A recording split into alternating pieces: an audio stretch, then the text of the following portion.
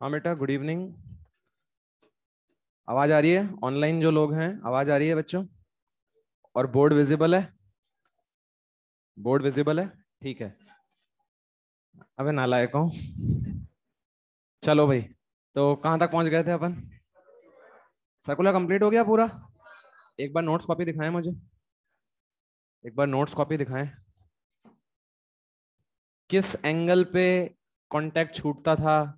Cos theta you square minus 2 RG upon 3 RG। ये सब कर लिया था क्या भाई? किस थीटा पे वर्टिकल से रस्सी स्लैक होगी, या फिर बोल सकते हैं नॉर्मल क्या होगा? जीरो। भाई रस्सी से बांध के घुमा रहे हो तो रस्सी क्या होगी? स्लैक। और अगर वर्टिकल ट्यूब में घुमा रहे हो तो नॉर्मल क्या होगा? जीरो। ये सब कराया था नहीं कराया था मैंने? हैं? करा दिया था। अच्छा, ट्रैक पे अगर गाड़ी चल रही है, कहाँ पे नॉर्मल कम, कहाँ पे ज्यादा, ये सब भी हो गया था? ठीक है, आपके बैच में हो गया कंप्लीट पूरा। ठीक है भाई, चलो बहुत ही बढ़िया। ऑसिलेशन की कंडीशन लिखाई दी थी। अच्छा, वो भी क्वेश्चन एक एक बहुत अच्छा क्वेश्चन कराया था, जिसके अंदर फ्रिक्शन क्या प्रोवाइड कर रहा था? सेंट्रिपिटल और टेंजेंशियल। मतलब हमने बोला कि मान लेते हैं कॉइन टी टाइम बाद क्या कर रहा है? स्लिप। तो टी टाइम बाद कितना सेंट्रिपिटल फोर्स रिक्वायर्ड होगा वो निकाला, कितना टेंजेंशियल फोर्स रिक्वायर्ड होगा वो निकाला। तो वहां से हमारा क्या निकल के आ गया? Net force. और एक बार नेट फोर्स निकल के आ गया तो नेट फोर्स कौन दे रहा था? फ्रिक्शन। और क्योंकि जस्ट स्लिपिंग हुई है, इसका मतलब फ्रिक्शन अभी किसके बराबर है? लिमिटिंग। भाई फ्रिक्शन लिमिटिंग के बाद ही क्या होती है? स्लिपिंग चालू होती है। तो जस्ट अगर अभी स्लिपिंग हुई है तो हमने नेट फोर्स को किसके बराबर कर दिया था? लिमिटिंग फ्रिक्शन के बराबर। अरे कर लिया था ना क्वेश्चन?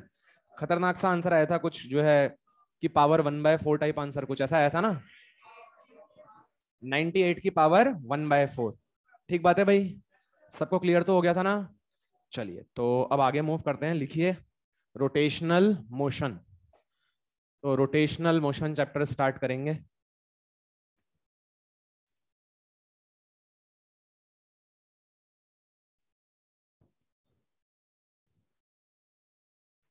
हाँ भाई, तो रोटेशनल मोशन की बात करनी है। बड़ा इंटरेस्टिंग चैप्टर है, और मैकेनिक्स का supposed to be tough chapter कहलाता है। ठीक है, लेकिन अगर आप समझ के करोगे तो बिलीव मी, बिल्कुल भी टफ नहीं है, बहुत इजीली आपका हो जाएगा। ठीक है, तो rotational motion. Rotational motion start करने के लिए सबसे पहले अपन रिजिड बॉडी के बारे में जानते हैं, बिकॉज इस चैप्टर के अंदर जो हम बॉडीज के साथ डील करेंगे वो हम कैसी मानेंगे? रिजिड। तो रिजिड बॉडी क्या होती है? कुछ आइडिया आप लोगों को? What is a rigid body? जो डिफॉर्म ना हो। अच्छा ठीक है, जो ये बोल रहे हैं जो बॉडी डिफॉर्म ना हो, यस करेक्ट है। अच्छा, ह्यूमन बॉडी रिजिड बॉडी है क्या?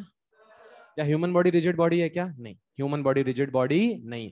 सिंपल सी बात है, रिजिड बॉडी ऐसी जो डिफॉर्म ना हो, या फिर बोल सकते हो उसके कोई भी दो पॉइंट्स के बीच का डिस्टेंस चेंज ना हो।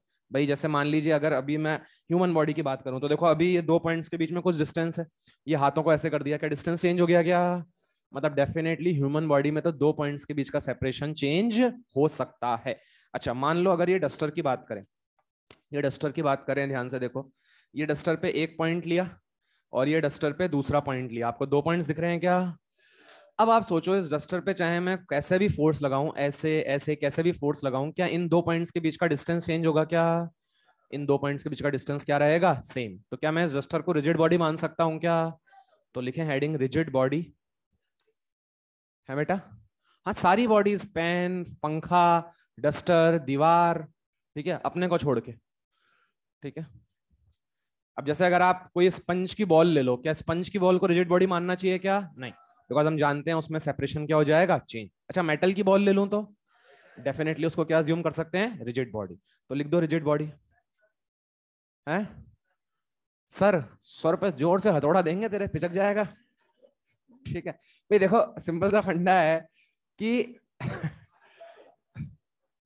यार तुम लोग तो भाई रिजिड बॉडी का मतलब ये है भाई, देखो दुनिया में कोई भी परफेक्टली रिजिड बॉडी नहीं होती, इस चीज को समझो। तुम अगर एक लिमिट से ज्यादा फोर्स लगा दोगे तो क्या हर एक बॉडी डिफॉर्म हो जाएगी क्या? भाई जैसे मान लो, मैं तो कह रहा हूँ एक मेटल की रॉड भी है, तो अगर उस मेटल की रॉड पे मैं उसको जो है हथौड़े से मारता जाऊं, बहुत ज्यादा फोर्स लगा दूं, तो क्या वो डिफॉर्म हो सकती है या नहीं हो सकती? हो सकती है। आप मेटल की रॉड को बेंड कर सकते हो नहीं कर सकते? कर सकते हो। लेकिन हम मानेंगे कि वो बहुत लार्ज फोर्स पे होता है। ठीक है, तो ऐसे ही हेड जो है, भाई ये जो अपनी जो हेड होता है ना, ये थोड़ा सा फ्लेक्सिबल टाइप होता है, आप करके देखो आपको फील आएगी। ठीक है, तो इसको अपन रिजिड बॉडी नहीं मान सकते। ठीक है, चलिए, ठीक है, चलिए। तो rigid body is a body, rigid body is a body in which, rigid body is a body in which distance between, in which distance between 2 points, rigid body is a body in which distance between 2 points remains unchanged. 2 points के बीच की दूरी change नहीं होती। rigid body is a body in which distance between 2 points remains unchanged. ठीक बात है भाई। तो 2 पॉइंट्स के बीच का डिस्टेंस क्या रहता है भाई? अनचेंज रहता है। अब हम जो ये चैप्टर रोटेशनल मोशन पढ़ने वाले हैं, इसके अंदर हम जो बॉडीज डील करेंगे वो कैसी बॉडीज लेंगे? रिजिड। मतलब हम मान के चलेंगे कि जो भी बॉडीज क्वेश्चन में गिवन है वो सेल्फ अंडरस्टूड है, कैसी बॉडी है? रिजिड। ठीक है, अब लिखो next heading, types of motion. Types of motion, types of motion. अब मोशन के क्या क्या टाइप्स हो सकते हैं? जैसे हम जो अभी तक पढ़ रहे थे, काइनेमेटिक्स में पढ़ा, एनएलएम में पढ़ा, वो था ट्रांसलेशनल मोशन। क्या बोलते थे उसको? ट्रांसलेशनल। तो टाइप्स ऑफ मोशन में लिखो फर्स्ट ट्रांसलेशनल मोशन। ऑल्दो हमने अलग से स्पेसिफाई नहीं करा था नाम ट्रांसलेशनल, लेकिन अब हम स्पेसिफाई कर रहे हैं और मैं आपको बता रहा हूं कि जो आपने अभी तक पढ़ा है वो ट्रांसलेशन ही था, तो इसको हम समझ भी लेते हैं वापस से। अब ट्रांसलेशनल मोशन, बेटा ट्रांसलेशनल मोशन का मतलब होता है बॉडी की क्या चेंज हो रही है? पोजीशन। दो चीजें होती हैं, एक तो होती है ओरिएंटेशन और एक क्या होती है? पोजीशन। तो अगर बॉडी ट्रांसलेट कर रही है मतलब बॉडी की क्या चेंज हो रही है? पोजीशन। जैसे सपोज करो, जैसे सपोज कीजिए ये बोतल, अगर इस बोतल पे सपोज करो, क्या आपको एक एरो दिख रहा है क्या? अब बच्चे देख, अगर ये बोतल इस तरह से कर रही है तो एरो की क्या चेंज हो रही है? ओरिएंटेशन। पहले एरो ऐसे ओरिएंटेड था, अभी ऐसे, अभी ऐसे, अभी ऐसे, अभी ऐसे। तो अगर इस तरह का मोशन हो रहा है तो मुझे बता, एरो की पोजीशन चेंज हो रही है या ओरिएंटेशन? पोजीशन तो वही है, एरो स्पेस में वहीं पे ही है, वहीं पे ही क्या कर रहा है? घूम रहा है, आगे पीछे नहीं हो रहा, वो वहीं पे ही क्या कर रहा है? घूम रहा है। तो ये जो मैंने एरो बनाया था, अगर मैं ऐसा मोशन करा रहा हूं, ये क्या चेंज हो रही है बच्चे? ओरिएंटेशन। अभी ध्यान से देख, अभी एरो ऊपर की तरफ पॉइंट कर रहा है और मान ले बोतल का मोशन ऐसा हो रहा है, अभी एरो की ओरिएंटेशन चेंज हुई या पोजीशन? बात समझ में आ रही है क्या? अच्छा ध्यान से देख के मुझे बताना, ओरिएंटेशन चेंज हो रही है या पोजीशन? ये मोशन क्या चेंज हो रही है? ओरिएंटेशन कहां चेंज हुई यार? ये ध्यान से देखो, क्या चेंज हो रही है? सिर्फ पोजीशन। अच्छा अभी ध्यान से देखो, ये इस तरह से, मतलब स्ट्रेट लाइन की जगह मान लो इस तरह से, ये जू जू जू, अभी भी क्या चेंज हो रही है? पोजीशन। क्या बात समझ में आ रही है क्या? तो समझना क्या है, अभी भी क्या चेंज हो रही है? पोजीशन। तो भाई पहले जब इसकी पोजीशन चेंज हो रही थी तो क्या ये स्ट्रेट लाइन पाथ पे चल रहा था?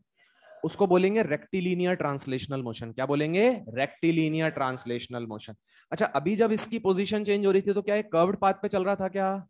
लेकिन ओरिएंटेशन चेंज नहीं हो रही थी, तो उसको क्या बोलेंगे? कर्वीलिनियर। उसको क्या बोलेंगे? कर्वीलिनियर। स्ट्रेट लाइन पाथ पे होगा तो क्या बोल देंगे? रेक्टिलिनियर। और कर्व्ड पाथ पे होगा तो क्या बोल देंगे? कर्वीलिनियर। आप ऐसे भी समझ सकते हो, जैसे मान लो डस्टर था, इस डस्टर पे ध्यान से देखो मैंने क्या बना दिया? एक एरो। अभी ध्यान से देखो, ये डस्टर पे एरो बना दिया, ये डस्टर अगर आगे जा रहा है, क्या एरो की पोजीशन चेंज हो रही है? ओरिएंटेशन।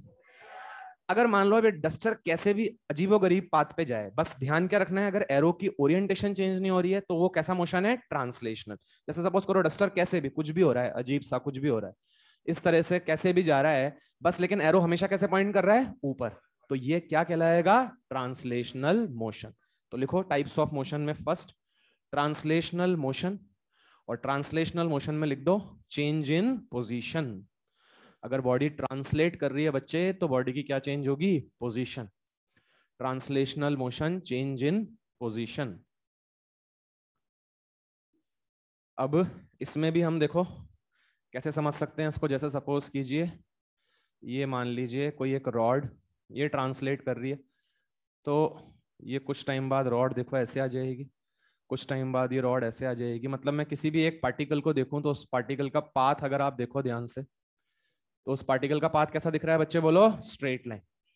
तो भाई ये इस पार्टिकल का पाथ हो गया, ये इस पार्टिकल का पाथ हो गया।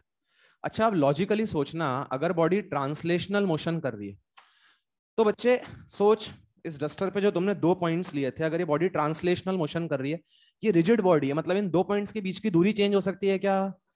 मतलब किसी पर्टिकुलर इंस्टेंट पे अगर ये वाला पॉइंट 5 मीटर से आगे जा रहा था ए वाला पॉइंट, तो बी भी कितने से आगे जा रहा है? क्या किसी एक पर्टिकुलर इंस्टेंट पे हर एक पॉइंट की वेलोसिटी सेम होगी, अलग अलग होगी? सेम। क्योंकि अगर पॉइंट्स की वेलोसिटी क्या हो जाएगी, अलग अलग, तो क्या उनके बीच का सेपरेशन चेंज हो जाएगा क्या? किसी एक पर्टिकुलर इंस्टेंट पे हर एक पॉइंट की वेलोसिटी क्या होनी चाहिए? सेम। अगर ये पॉइंट 5 से चल रहा है तो ये भी कितने से चल रहा है? 5। हाँ, ऐसा बिल्कुल हो सकता है कुछ देर बाद मान लो इस पॉइंट की वेलोसिटी कितनी हो गई? 10, तो इसकी भी कितनी हो जाएगी? 10।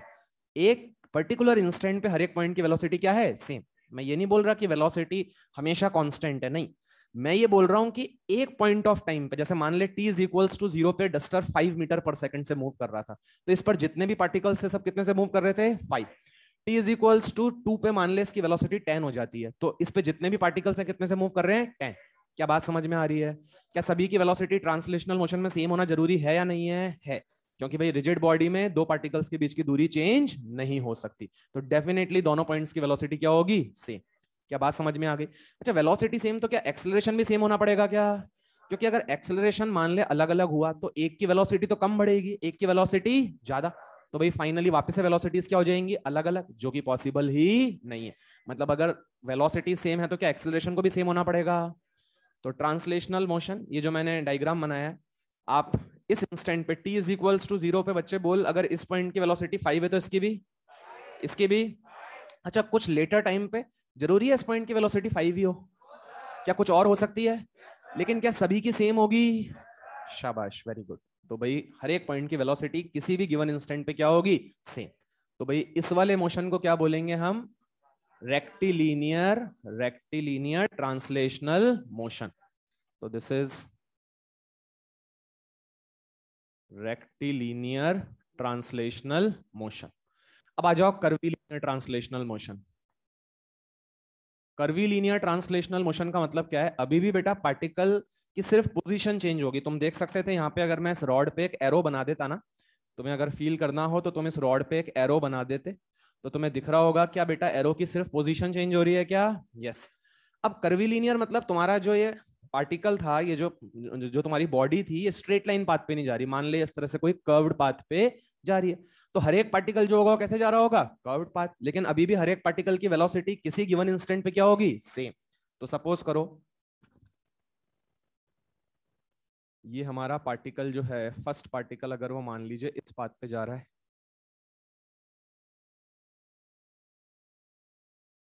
मतलब इस बार देखो आप, ये जो हमारी बॉडी थी इसके अंदर हमने 3 पॉइंट्स लिए, उसके बाद कुछ देर बाद ये बॉडी यहाँ पे आ गई, और फाइनली ये बॉडी यहाँ पे आ गई।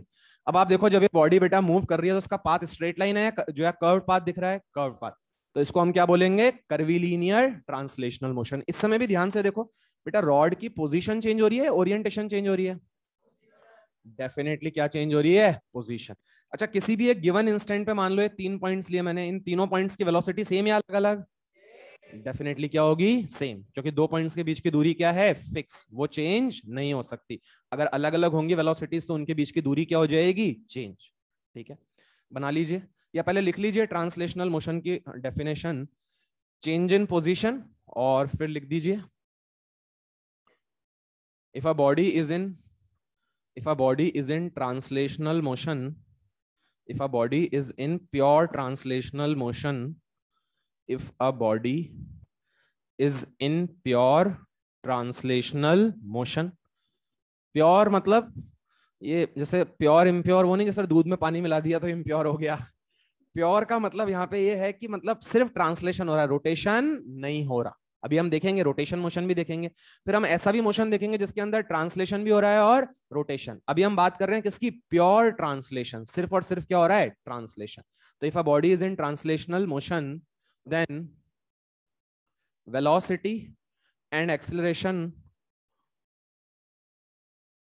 of any 2 points, then velocity and acceleration of any 2 points at a given instant, if a body is in pure translational motion, then the velocity and acceleration of any 2 points at a given instant is same. ये point सबको clear तो हुआ ना? मैंने क्या बोला है? At a given instant is same. हमेशा सेम हो ऐसा जरूरी है क्या? एक पर्टिकुलर इंस्टेंट पे हर एक पॉइंट की वेलोसिटी क्या होगी? सेम। ऐसा बिल्कुल हो सकता है कि किसी एक इंस्टेंट पे हर एक पॉइंट की वेलोसिटी 5 हो, तो किसी दूसरे इंस्टेंट पे हर एक पॉइंट की वेलोसिटी क्या हो? 10 होगी। सबकी किसी एक इंस्टेंट पे सेम। सबको बात क्लियर हो गई होगी? ठीक है। दोनों डायग्राम बना लो, रेक्टिलिनियर ट्रांसलेशनल मोशन और कर्वीलिनियर। तो भाई अगर बॉडी ट्रांसलेट कर रही है तो या तो स्ट्रेट लाइन पाथ पे चल सकती है या फिर कर्व पाथ पे चल सकती है। हमने दोनों फोटो बना दी। बेटा कॉपी क्यों नहीं कर रहा तू? हैं? समझ में आ रहा है तो कॉपी करने की जरूरत नहीं है। हैं?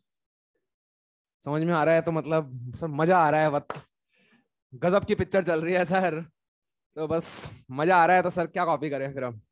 भैया कॉपी कर ले, समझ में तो अभी आ रहा है तेरे को, फिर हो सकता है 3 महीने बाद तू भूल जाए, ठीक है? उसके बाद फिर ऐसा थोड़ी, वो कौन सी मूवी आई थी अक्षय कुमार की, ऐसा थोड़ी कि अपन अपने दिमाग को ऐसे यूं करेंगे, वो पीछे रिवाइंड होएगा, हाँ सर आ गए, सर बता जो है सर बता रहे हैं ये रेक्टिलिनियर ये कर्विलिनियर, तो नोट कर ले यार। हैं? हैं? अबे ऑनलाइन भी लेक्चर ऐसा थोड़ी है कि जो है तू 5 साल पुराना लेक्चर मांगेगा मिल जाएगा तुझे। है? ऑनलाइन की आदत पड़ रखी है, अच्छा। तो भैया ऑफलाइन मोड में आ जाओ, अब तुम ऑफलाइन में आ चुके हो, ठीक है। चलिए, तो क्या पढ़ रहे थे? Translational motion. क्या सबको ट्रांसलेशनल मोशन क्लियर है? नेक्स्ट लिखें टाइप्स ऑफ मोशन में सेकंड रोटेशनल मोशन। तो बच्चे देख, जो ट्रांसलेशन मोशन अपन ने बात करी अभी, तो मुझे बता, जो अभी तक अपन ने न्यूटन्स लॉज ऑफ मोशन और ये सब जो चैप्टर पढ़े थे, क्या इसमें बॉडी ट्रांसलेट ही करती थी क्या? डेफिनेटली बॉडी की सिर्फ क्या चेंज होती थी? पोजीशन। आपने बोला ही था भाई, what is velocity? Rate of change of position. किस रेट से पोजीशन चेंज हो रही है? अरे पढ़ा था। चलिए, अब लिखें रोटेशनल मोशन। तो बच्चे लॉजिकली सोच, रोटेशनल मोशन में अभी अभी तुझे आइडिया दिया मैंने, बॉडी की क्या चेंज होगी? पोजीशन या ओरिएंटेशन? क्या चेंज होगी? ओरिएंटेशन। जैसे मान लो इस पंखे की बात करें अपन, इस फैन की बात करें अपन जो रूम में लगा हुआ है, इस फैन पे बेटा इसका जो ये बेस है, इसका जो ये हेड आपको दिख रहा है, इस पे अगर मैं एक एरो बना दूं, तो क्या वो एरो अभी थोड़ी देर पहले यहाँ था और थोड़ी देर बाद क्या यहाँ पहुंच जाएगा क्या? फैन तो वहीं रहेगा, एरो रहेगा तो वहीं पे, लेकिन क्या उस एरो की ओरिएंटेशन चेंज हो रही होगी क्या? भाई अगर ये मान ले पंखे पे मैंने ऐसे एरो बना दिया, तो क्या ये एरो की ओरिएंटेशन इस तरह से चेंज हो रही होगी क्या? तो बेटा ये पंखा क्या कर रहा है? Pure rotational motion. क्या कर रहा है ये? Pure rotational motion. मतलब रोटेशनल मोशन में बॉडी की क्या चेंज होने वाली है? ओरिएंटेशन। क्या सबको बात समझ में आती है? तो रोटेशनल मोशन लिखिए change in orientation. Rotational motion change in orientation. जैसे हमने जो ये बोतल से समझा था, तो ये बोतल मान लो इस एक्सिस के अबाउट इस तरह से अगर घूम रही है, तो अगर इस तरह से घूम रही है तो एरो की सिर्फ क्या चेंज हो रही है? ओरिएंटेशन। इसकी पोजीशन चेंज नहीं हो रही। Change in orientation. ठीक बात है, बहुत बढ़िया, ओरिएंटेशन चेंज हो रही है। अब और समझते हैं। अब अगर कोई body rotational motion, pure rotational motion कर रही है, तो हमें ये देखना है कि उस पर, उस बॉडी पे बहुत सारे पार्टिकल्स लाए कर रहे होंगे। भाई एक बॉडी बहुत सारे पार्टिकल से मिलकर बनती है, तो सर बॉडी रोटेशनल मोशन कर रही है तो उसके अंदर जो पार्टिकल्स लाए कर रहे हैं वो क्या परफॉर्म कर रहे हैं? अभी आपको समझ में आएगा थोड़ी देर में, वो क्या परफॉर्म करेंगे? Circular motion. क्या परफॉर्म करेंगे? सर्कुलर। आप देखो समझते हैं, देखो ध्यान से। ये मान लो हमारी रॉड ऐसे थी बच्चे, इस रॉड को मैंने यहाँ पे फिक्स कर रखा है और मैं इस पॉइंट के अबाउट इस रॉड को क्या कर रहा हूँ? घुमा रहा हूँ। तो बच्चे देख ध्यान से, कुछ देर बाद क्या जो रॉड होगी क्या वो ऐसी हो जाएगी क्या? बोलो, क्या कुछ देर बाद रॉड ऐसी हो जाएगी क्या? और क्या कुछ देर बाद रॉड ऐसी हो जाएगी? अरे समझ में तो आ रहा होगा।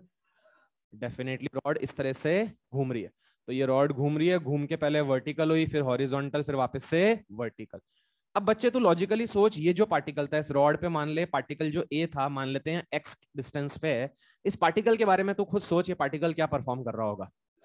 ये पार्टिकल क्या परफॉर्म कर रहा होगा? लॉजिकल सोच, क्या है? सर्कुलर मोशन कर रहा है क्या? तो देखना भाई, ये रॉड है और ये तेरा पार्टिकल हो गया।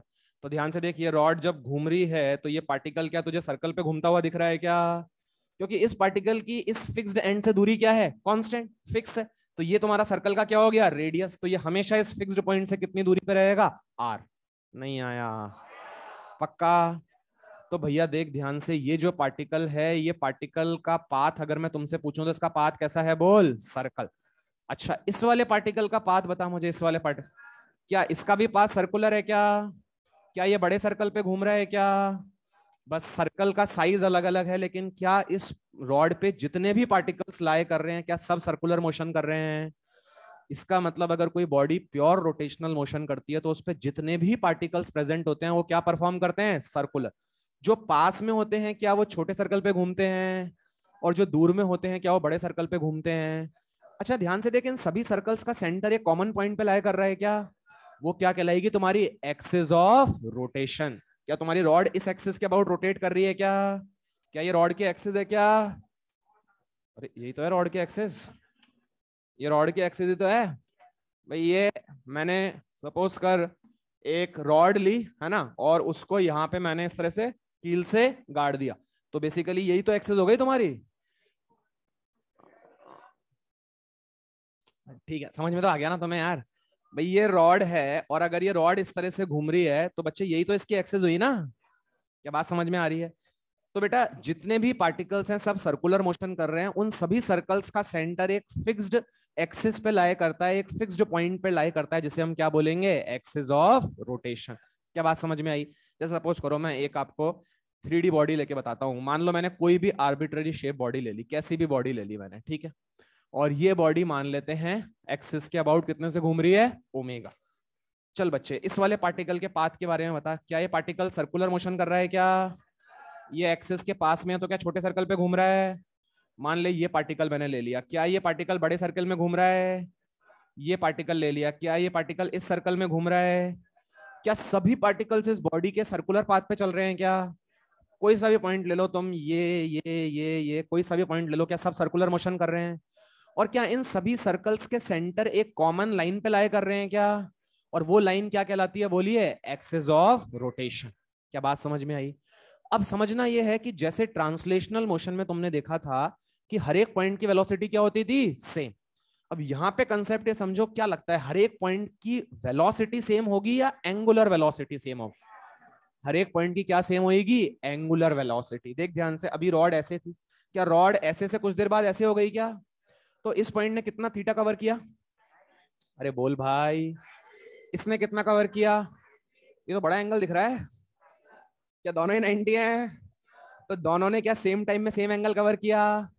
मतलब क्या दोनों का ओमेगा सेम है? तो भाई दोनों का ओमेगा तो क्या है? सेम। अब आ जाओ वी पे। सर्कुलर मोशन देखो, सर्कुलर मोशन काम आ रहा है इस चैप्टर में, इसलिए अपन ने साथ में पढ़ा है। अब आ जाओ वी पे। वी बताओ मुझे, किसका ज्यादा किसका कम? क्या बाहर वाले का वी ज्यादा होगा क्या? अरे भाई वी बराबर क्या होता है? Omega are. जिसका आर ज्यादा क्या उसका वी ज्यादा। क्या बात समझ में आती है?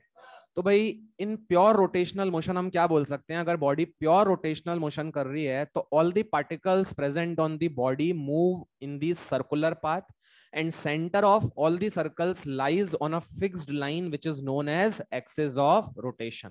एग्री करते हो सब? तो लिख लो, if a body performs pure rotational motion, if a body performs pure rotational motion, if a body performs pure rotational motion,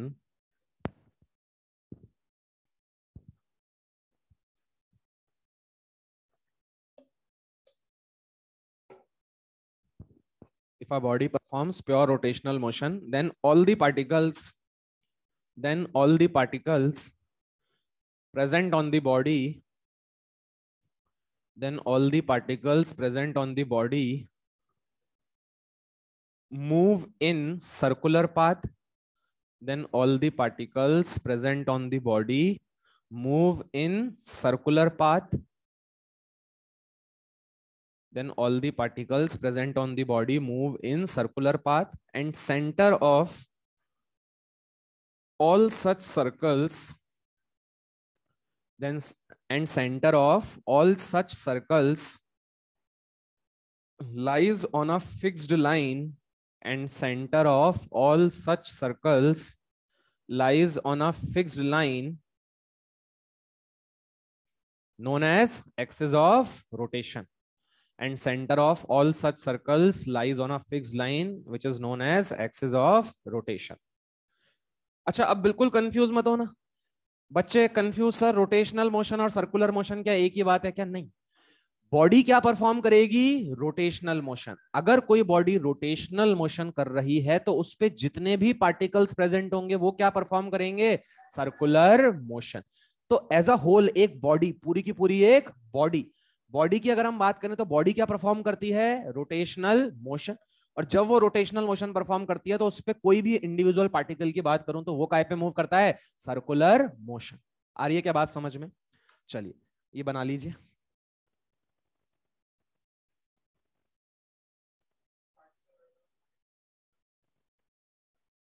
जो एक्सिस ऑफ रोटेशन पे वो नहीं करेंगे, उनका आर जीरो हो जाएगा ना भाई, जो पक्की बात है, ये तो सेल्फ अंडरस्टूड है। अच्छा देखो ध्यान से, ये क्या बोल रहे हैं कि सर जो पार्टिकल्स एक्सिस पे होंगे क्या वो सर्कुलर पाथ पे चलेंगे क्या? नहीं। क्यों? क्योंकि उनका आर क्या है? जीरो। वो तो एक्सिस पे लाए कर रहे हैं ना। ठीक है, ये देखो आप जैसे ध्यान से समझो, मान लो इस डोर की बात करें अपन, अगर रूम में हम डोर की बात करें, बेटा जो ऑनलाइन है वो भी अपने घर पे दरवाजे को देखें, ठीक है? तो डोर को देखें ध्यान से, तो डोर को जब आप देखोगे तो ध्यान से देखो, क्या this is the fixed axis? क्या this is the axis of rotation? अब आप देखो इस डोर के जितने भी पार्टिकल्स होंगे सबका मोशन कैसा होगा? Circular motion. आप ध्यान से देखो, जैसे अगर मैं बात करूं इस पार्टिकल की, क्या ये ऐसे सर्कुलर पाथ पे चलेगा क्या? क्या ये छोटे सर्कल में घूमेगा? क्या ये और छोटे सर्कल में घूमेगा? तो भाई आप देख सकते हो कि this is the fixed axis of rotation, और इसके अबाउट हर एक पार्टिकल काय में चल रहा है? Circular path. जो एक्सिस से दूर है क्या वो बड़े सर्कल में चल रहा है, और जो पास है क्या वो छोटे सर्कल में चल रहा है? क्या सभी का ओमेगा सेम है या अलग अलग है? सभी का ओमेगा क्या है? सेम। क्योंकि देखो टी टाइम में अगर दरवाजा यहाँ पे आ गया तो भैया इस पार्टिकल ने भी पाई बाय 2 एंगल कवर करा, और इसने भी कितना एंगल कवर करा? Pi by 2। क्या बात समझ में आ रही है? मतलब दोनों पार्टिकल्स का ओमेगा तो क्या है? सेम। लेकिन v बराबर क्या होता है? बोलिए, ओमेगा आर। तो जिसका आर ज्यादा उसका v ज्यादा। आई थिंक बात समझ में आ गई होगी। दोनों डायग्राम बना लो जल्दी से, दोनों डायग्राम बना लो जल्दी से। ठीक है बेटा, जो ऑनलाइन थे आप लोग, जो है मैंने डोर का एग्जांपल लिया था बस अभी एक, ठीक है? तो आपको डोर से फील करना है, डोर जो है एक फिक्स्ड एक्सिस के अबाउट घूमता है, और उस पर जितने भी पार्टिकल्स होते हैं वो सारे के सारे क्या करते हैं? सर्कुलर मोशन करते हैं। सर मैं फ्रिज के डोर को देख रहा था। हाँ कोई सा भी डोर देख लो, फ्रिज में जाके बैठ मत जाना।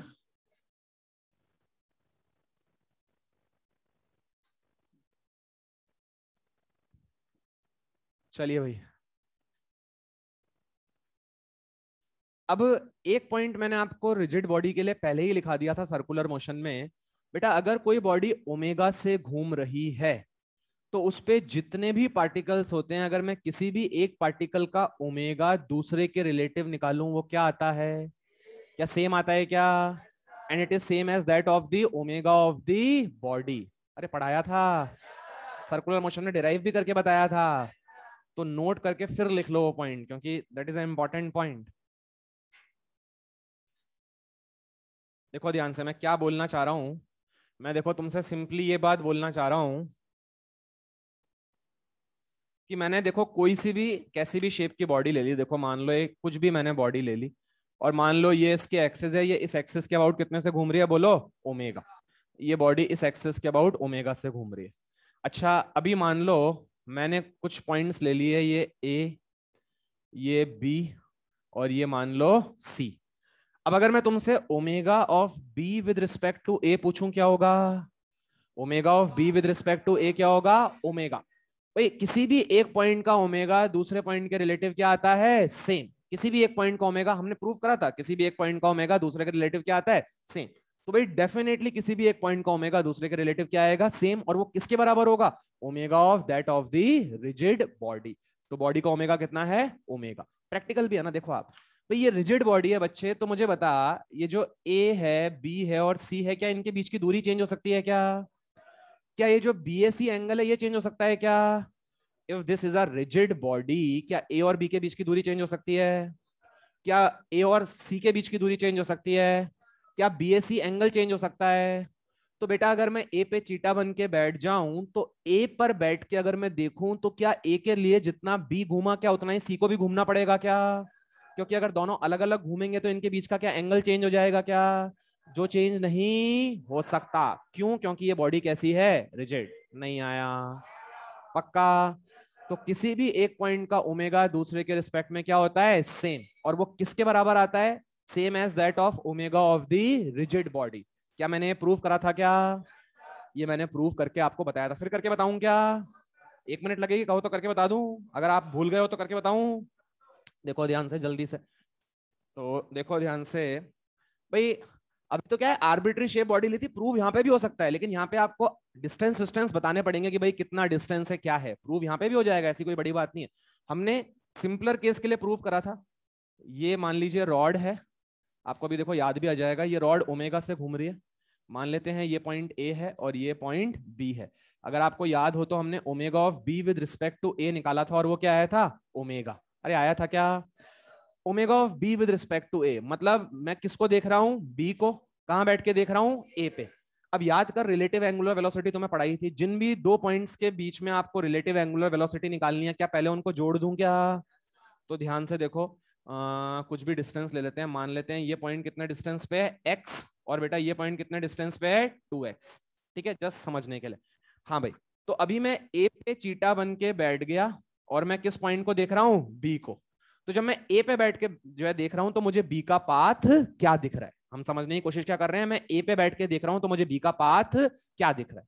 ठीक है, तो a पे बैठ के देख रहे हैं तो b का पाथ क्या दिख रहा है, इसको हमें समझना है। तो बेटा ये बता, याद कर, रिलेटिव एंगुलर वेलोसिटी, क्या जिन दो पार्टिकल्स के बीच में तुम्हें रिलेटिव एंगुलर वेलोसिटी निकालनी होती थी, क्या उनको ज्वाइन कर देते थे क्या? ये तुम्हारा क्या हो जाता था? r। ये क्या हो जाता था? r। r क्या x के बराबर हो गया क्या? अब हम इन पॉइंट्स की वो वेलोसिटीज निकालते थे जो r के क्या होती थी? परपेंडिकुलर। तुम्हें कुछ याद नहीं है? पक्का? क्योंकि जो वेलोसिटीज परपेंडिकुलर होती हैं, क्या वही r का डायरेक्शन चेंज कर सकती हैं क्या? भाई ओमेगा का मतलब क्या होता है? पोजीशन वेक्टर का डायरेक्शन चेंज होना। अरे यही तो होएगा भाई। पोजीशन वेक्टर क्या करना चाहिए? घूमना चाहिए। जैसे अगर सर्कुलर मोशन की मैं बात करूं, तो बेटा अगर मैं सर्कल के सेंटर पे बैठ के देखूं, तो क्या मुझे पोजीशन वेक्टर घूमता हुआ दिखता है क्या? तो हम ओमेगा डिफाइन कर देते हैं कि पार्टिकल कितने से घूम रहा है? ओमेगा। तो ऐसे ही अब हम यहाँ पे ए पे बैठ के बी के पाथ को देख रहे हैं, तो हम बताना चाहते हैं कि कितने ओमेगा से घूम रहा है। तो omega of B with respect to A, v perpendicular relative by r. अच्छा, ए पॉइंट की क्या तुम वेलोसिटी मुझे बता सकते हो क्या? v बराबर क्या होता है बोलो? Omega are. तो ओमेगा और ये कितना? x। मतलब ए पॉइंट की velocity tangential to the path, क्या इसका पाथ सर्कुलर है? इसका पाथ सर्कुलर है या नहीं है? तो भाई इसकी velocity tangential to the path क्या ऐसे होगी क्या? अरे तुम्हें बिल्कुल नहीं आ रहा?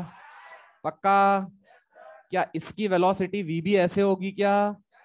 क्या v भी ओमेगा टाइम्स 2x होगी क्या?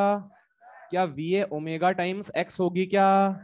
और omega of b with respect to a, omega of b with respect to a, v perpendicular of b with respect to a by r हो जाएगी क्या? मुझे लगा नहीं तुम्हें आया। तो v perpendicular of b with respect to a क्या हो जाएगा बोलो? दोनों का डायरेक्शन सेम, तो ऐड या subtract? Subtract. 2 omega x minus omega x, 2 omega x minus omega x, और r किसके बराबर है? x। देखना तो क्या आ रहा है? क्या आ गया? ओमेगा। ये हमने प्रूव कर दिया, omega of b with respect to a is omega. अब देखो यहाँ पे, this is a very good example, और मतलब बहुत ही ज्यादा कंसेप्चुअल है। अब यहाँ पे बच्चों को फील नहीं आती, मैं आपको फील जनरेट करवा सकता हूँ भाई। Omega of B with respect to A is omega, मतलब ये हमने प्रूव करा है कि जब तुम ए पे बैठ के देखोगे तो तुम्हें बी का पाथ कैसा दिख रहा होगा? सर्कुलर। और वो हमें कितने, जब सर्कल पे जब वो घूम रहा होगा, ए के रिलेटिव बी जब सर्कल पे घूम रहा होगा, तो किस रेट से घूम रहा होगा? ओमेगा की रेट से। अब लेकिन बच्चे के दिमाग में डाउट क्या आता है, सर कैसे पॉसिबल है?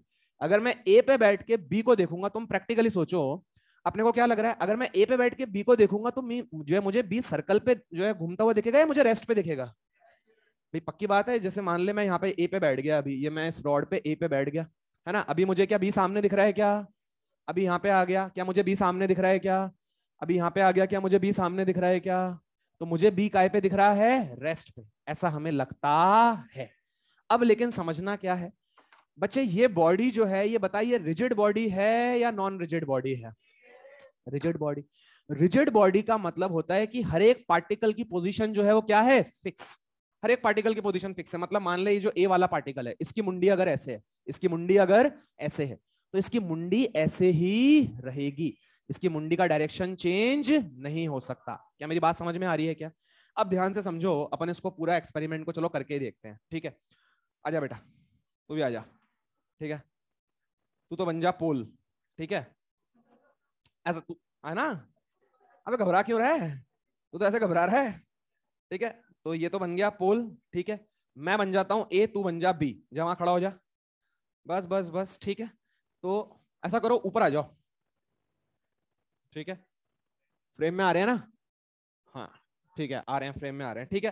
तो बच्चों क्या समझना है, देखो ध्यान से, ये तो क्या है? पोल। तेरा काम कुछ नहीं है, बस तू खड़ा रहना, ठीक है? तो ये तो क्या हो गया? पोल। इससे क्या एक्स डिस्टेंस पे मैं ए हूं क्या?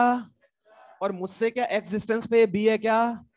अब तुम्हें समझना है, मैं जो पॉइंट हूं ना, मैं एक रिजिड बॉडी का पॉइंट हूं, मतलब मेरी मुंडी का डायरेक्शन चेंज नहीं हो सकता। मतलब अगर जैसे मान ले मैं ऐसे हूं, तो बस ये मेरी पोजीशन क्या है? फिक्स। मतलब ऐसा नहीं है कि मैं जब यहां से घूम के यहां जाऊं तो ऐसे हो जाऊं। अगर ऐसे हो जाऊंगा तो मेरी क्या चेंज हो गई? ओरिएंटेशन। मेरी मुंडी क्या रहनी चाहिए? सेम। अब देख ध्यान से बेटा, तू भी ऐसा जो है टर्न कर जा, ठीक है? अब सपोज करो ये जो बी वाला पार्टिकल था, ये घूम के मान ले यहां पे आ जाता है। ये घूम के कहां पे आ जाता है? यहां पे। अब ये जब घुमा तो ये क्या 2x रेडियस के सर्कल में घुमा क्या? और क्या मैं x रेडियस के सर्कल में घुमा क्या? भाई ये 2x रेडियस के सर्कल में घुमा और मैं x रेडियस के सर्कल में। तो कुछ देर बाद ध्यान से देखना, जगह कम है लेकिन तुम फील कर लो, कुछ देर बाद क्या ये यहाँ पे आ जाएगा क्या? और क्या मैं यहाँ पे होऊंगा क्या? लेकिन मेरी क्या चेंज नहीं होनी चाहिए? भाई मैं एक फिक्स्ड, मैं एक पॉइंट हूं, जो है मैं एक पॉइंट हूं, और मेरी अगर मुंडी सामने की तरफ थी तो क्या वो हमेशा सामने की तरफ रहनी चाहिए क्या? तो अब ध्यान से देख, मैं यहाँ पे था, मैं सर्कल में घूमा, मैं घूम के यहाँ पे आ गया, मैं सर्कल में घूम के यहाँ पे आ गया। यार जो है फ्रेम का चक्कर पड़ रहा है, ऐसे तो हो जाएगा, लेकिन जैसे ही मैं ऐसे जाऊंगा तो ये उस फ्रेम में नहीं आएगा, ठीक है? हैं? आ जाएगा? चलो ठीक है, तो सबसे बढ़िया है, ऐसा कर बेटा, तेरे को कैसे घूमना है? ऐसे, ठीक है? इस सेंस में घूमना है तेरे को। ये कुछ भी कर ले, आप तो मेरे पे फोकस करो, ठीक है? तो तो इसको सर्कल में घूमना है 2x रेडियस के, और मैं x रेडियस के सर्कल में घूमूंगा, ठीक है? अब बेटा तू कुछ मत करना, अपन दोनों का ओमेगा सेम है, मतलब जब मैं वहां पे पहुंच जाऊं तो तेरे को भी वहां पे पहुंच जाना है, मतलब हमेशा अपन दोनों एक स्ट्रेट लाइन पे रह रहे हैं। हाँ हमेशा अपन दोनों एक स्ट्रेट लाइन पे रह रहे हैं। चल अब घूमना चालू कर दे तू, कर घूमना चालू कर, हाँ कर, तेरे को जैसे घूमना है घूम तू, घूम घूम घूम घूम घूम घूम। अभी ध्यान से देख, क्या पहले जब हम वहां खड़े थे तो क्या ये मेरे सामने था क्या? और अब क्या मेरे राइट में आ गया क्या? मतलब क्या मेरे रिस्पेक्ट में इसकी पोजीशन चेंज हो रही है, या मतलब मेरे रिस्पेक्ट में क्या है, कुछ घुमा क्या? क्या ये π/2 एंगल घूम गया क्या? भाई पहले मुझे कहां दिख रहा था? सामने। अब क्या मुझे यहां दिख रहा है क्या? अब अगर हम और घूमे बेटा, अब घूम के तेरे को वहां पे आ जाना है, ठीक है? ये हम घूम रहे हैं, ये हम घूम रहे हैं, ये घूम रहे हैं, और ये हम यहाँ पे आ गए, ठीक है? अब अगर हम जब यहाँ पे आ गए तो ध्यान से देख, क्या मेरे रिस्पेक्ट में पीछे आ गया क्या? तो भाई आप इस चीज को समझो कि हमें ऐसा लगता है, हम जब एक्चुअल में घूमते हैं ना तो हम कैसे घूमते हैं, देख हम क्या करते हैं, मान ले मैं अगर घूम रहा हूं ना तो मैं इस तरह से घूमता हूँ, इस तरह से अगर घूमता हूं तो मुझे क्या लगता है, ये हमेशा मेरे कहां पे है? सामने। भाई मैं जब घूमा तो अभी मुझे सामने दिख रहा था, फिर उसके बाद मैंने जो है मैं इस तरह से टर्न कर गया, अभी मुझे सामने दिख रहा है, अभी मुझे सामने दिख रहा है, अभी भी मुझे सामने दिख रहा है, हमेशा मुझे कहां दिख रहा है? सामने। तो मुझे लगता है कि भाई ये मेरे मेरे जो है ये हमेशा मेरे क्या है? सामने, मतलब ये काय पे है? रेस्ट पे। लेकिन एक्चुअल में बॉडी कैसी बॉडी है? रिजिड। ये एक्चुअल में बॉडी कैसी है? रिजिड। मतलब अगर इस ए पॉइंट की मैं बात करूं, अगर इसकी मुंडी इस तरह से है तो क्या वो हमेशा इस तरह से ही रहेगी क्या? तो भाई क्या ए के रिस्पेक्ट में बी सर्कल पे चल रहा था या नहीं चल रहा था? चल रहा था। और उसका ओमेगा कितना था? Omega is that of the rigid body. तुम्हें कुछ आया तो है नहीं समझ में? सर आपने पता नहीं क्या कर दिया, हम तो बस ऐसे ही मजे ले रहे थे, हमें कुछ समझ में नहीं आया। अरे कुछ आया समझ में या नहीं आया? एक्चुअली चक्कर क्या है ना, ये थोड़ा सा यहाँ पे जगह कम पड़ रही है, वरना तुम्हें बहुत है। अब देखो ध्यान से, इसको मैं अब तुम्हें बोर्ड पे समझाता हूं। अब ध्यान से देखो, ये देख ध्यान से, अब तुझे क्या फोकस करना है, जो ए वाले पॉइंट पे बंदा है ना, इसको हमेशा सामने की तरफ देखना है। इसको हमेशा कहां देखना है? सामने की तरफ। मतलब ये इसका दोस्त खड़ा है यहाँ पे, ठीक है, जो भी है, और इसका ध्यान हमेशा कहां पे है? अपने दोस्त पे। तो इसका ध्यान हमें, अरे अच्छा दोस्त है उसका यार, तो इसका ध्यान हमेशा किस पे है? अपने दोस्त पे। अब ध्यान से देख, रॉड जो है, जब ये घूम के रॉड यहाँ पे आ जाएगी, तो अभी भी बेटा समझना यह है कि इट्स अ रिजिड बॉडी। ए वाला जो पॉइंट है ना, वो अगर पहले सामने देख रहा था तो अभी भी कहां देख रहा है? सामने। अभी भी ये ए वाला सामने देख रहा है, अभी भी इसको देख रहा है भाई। और ये कौन है बोल? बी। अच्छा, उसके बाद ये रॉड पीछे आ जाएगी। ये नालायक अभी भी कहां पे देख रहा है बोल? सामने। तो ये अभी भी कहां पे देख रहा है? सामने। ये बी पॉइंट यहाँ पे आ गया। मेरी बात समझ पा रहे हो? और ये तुम्हारी रॉड आ गई यहाँ पे। ये ए पॉइंट की मुंडी का डायरेक्शन चेंज नहीं कर रहा, ये अभी भी कहां पे देख रहा है? सामने। ठीक है, और ये आ गया बी पॉइंट। अब तू ध्यान से फोकस कर, ए के रिस्पेक्ट में बी के मोशन को देख। पहले ए को बी कहां दिख रहा था? अपने सामने। अब ए के रिस्पेक्ट में ए के रिस्पेक्ट में क्या बी यहां पे आ गया क्या? भाई पहले ए के जो है रिस्पेक्ट में बी कहां था? आगे। अब क्या इस तरफ आ गया क्या? अब क्या पीछे आ गया क्या उसके? नहीं समझ में आया? मतलब क्या ए के रिस्पेक्ट में बी घूम रहा है या नहीं घूम रहा? घूम रहा है। और ए के रिस्पेक्ट में बी का जो ओमेगा है, क्या वो same as that of the omega of the rigid body है क्या? यही पॉइंट मैं तुम्हें समझाना चाह रहा था। बात समझ में आई? अब बच्चों को इसमें डाउट क्यों आता है, समझ में आ गया ना? क्योंकि एक्चुअल में हम जब जो है घूमते हैं तो हम हमारी क्या चेंज कर लेते हैं? ओरिएंटेशन। क्या बात समझ में आई क्या? तो लिख लीजिए, लिख लीजिए, नोट करके लिख लीजिए। वो डायग्राम बनाया था नहीं बनाया था तुम लोगों ने? मैंने एक बॉडी बनाई थी, ट्रायंगल बनाया था। अरे तुम बहुत ही नालायक हो यार। बना लिया था भाई। मैं ये बोल रहा था, ये ए बी और ये सी। तो भाई ए के लिए जितना बी घूमा क्या उतना ही सी भी घूमेगा क्या? तो omega of B with respect to A is equals to omega of C with respect to A is equals to omega of the rigid body. तो ये डायग्राम बना के लिख दो।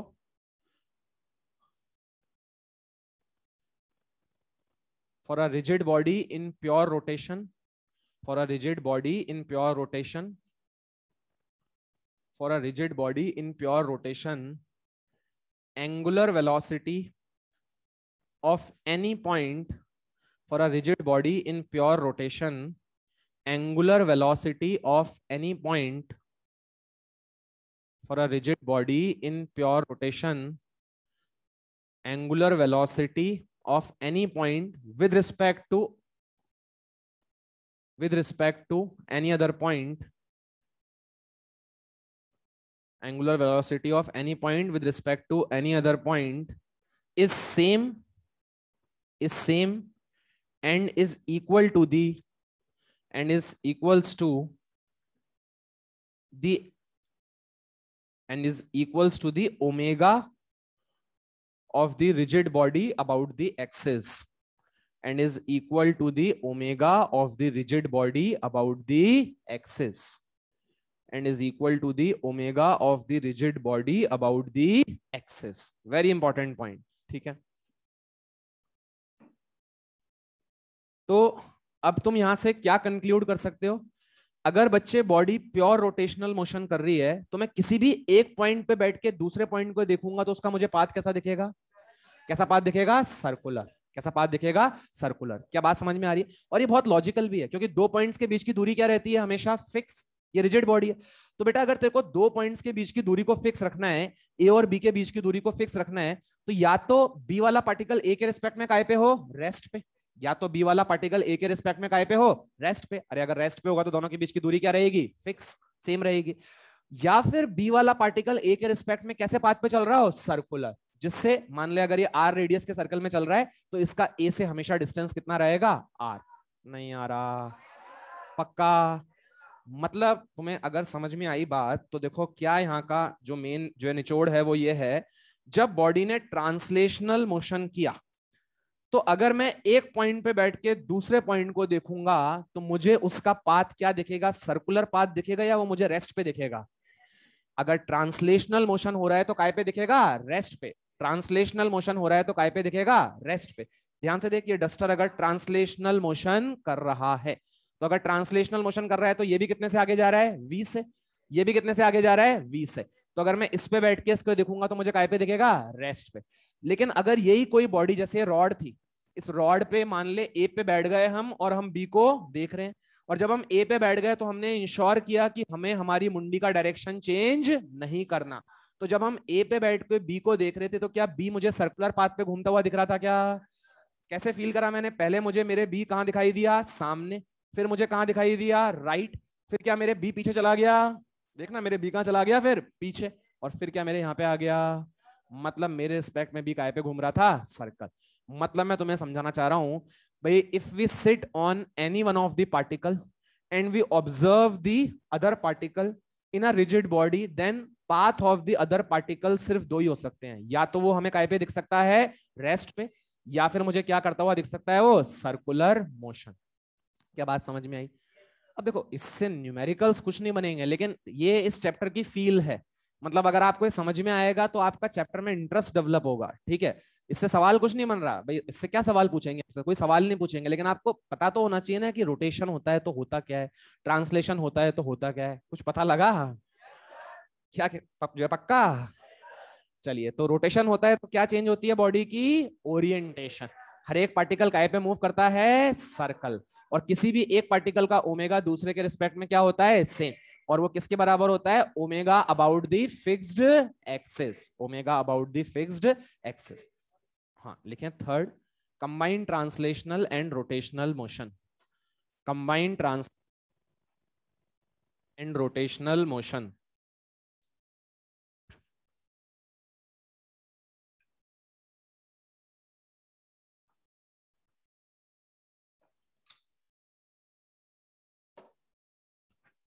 Combined translational and rotational motion. अब बेटा translate भी कर रही है, रोटेट भी कर रही है, बात तो समझ में आई गई होगी आपको। क्या पोजीशन भी चेंज होगी? क्या ओरिएंटेशन भी चेंज होगी? बेस्ट एग्जांपल क्या हो जाएगा? व्हील। भाई आपकी जो गाड़ी का व्हील होता है, क्या व्हील आगे भी जा रहा होता है क्या? क्या उसकी ओरिएंटेशन भी चेंज हो रही होती है क्या? मतलब ऐसी बात है जैसे मान ले जो बोतल थी, ये जो बोतल थी, ये इस तरह से घूमती हुई आगे जा रही है। तो इस तरह से घूमती हुई आगे जा रही है तो क्या लगातार एरो की ओरिएंटेशन चेंज हो रही है क्या? और क्या लगातार एरो की पोजीशन भी चेंज हो रही है क्या?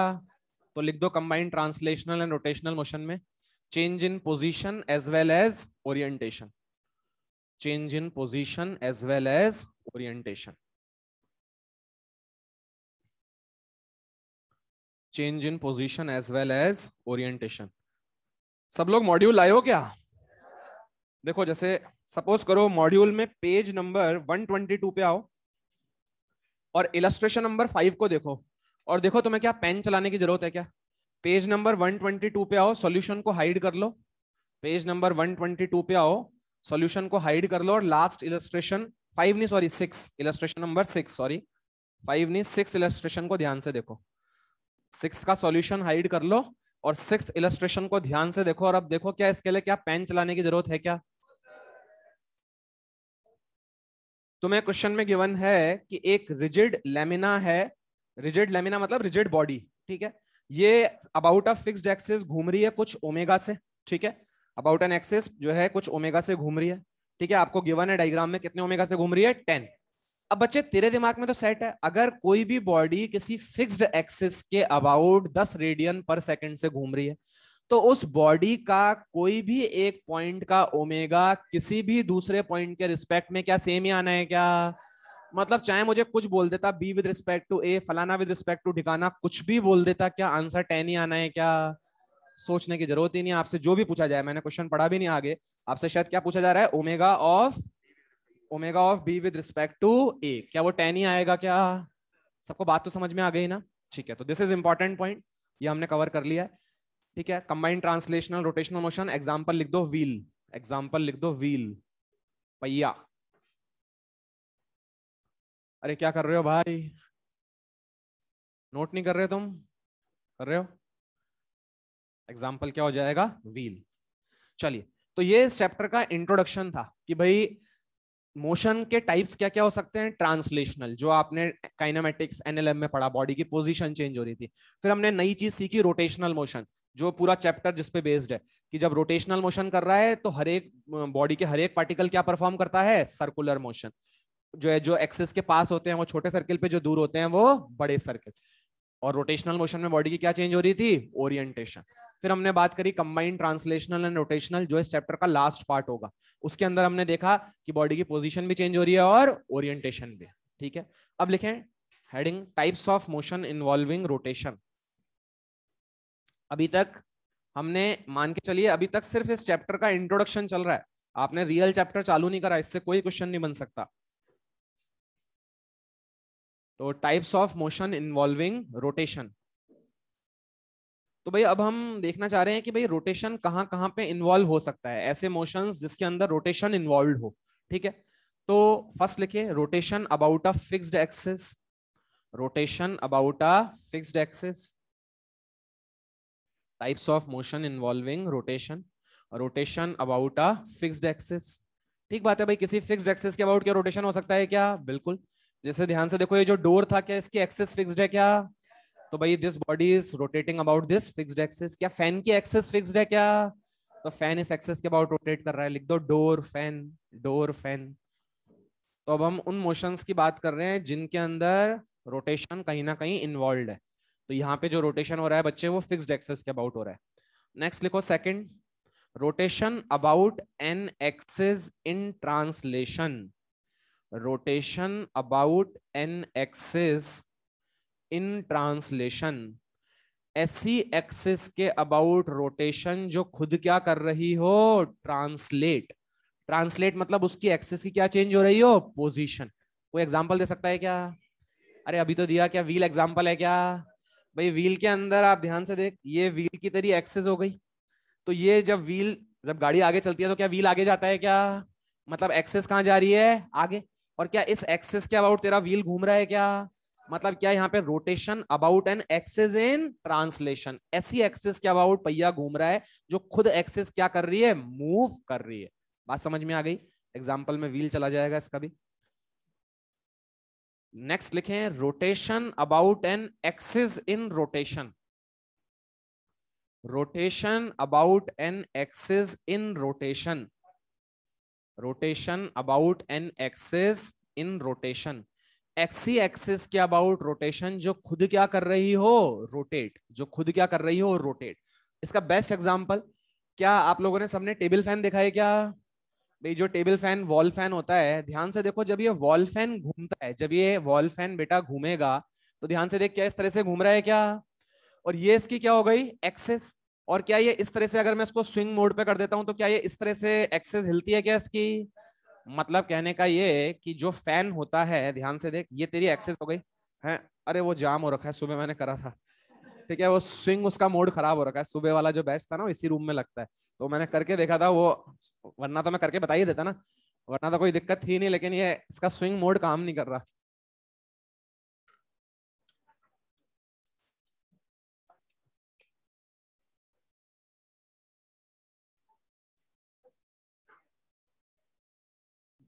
अब ये तो चल गया लेकिन इसका स्विंग काम नहीं कर रहा।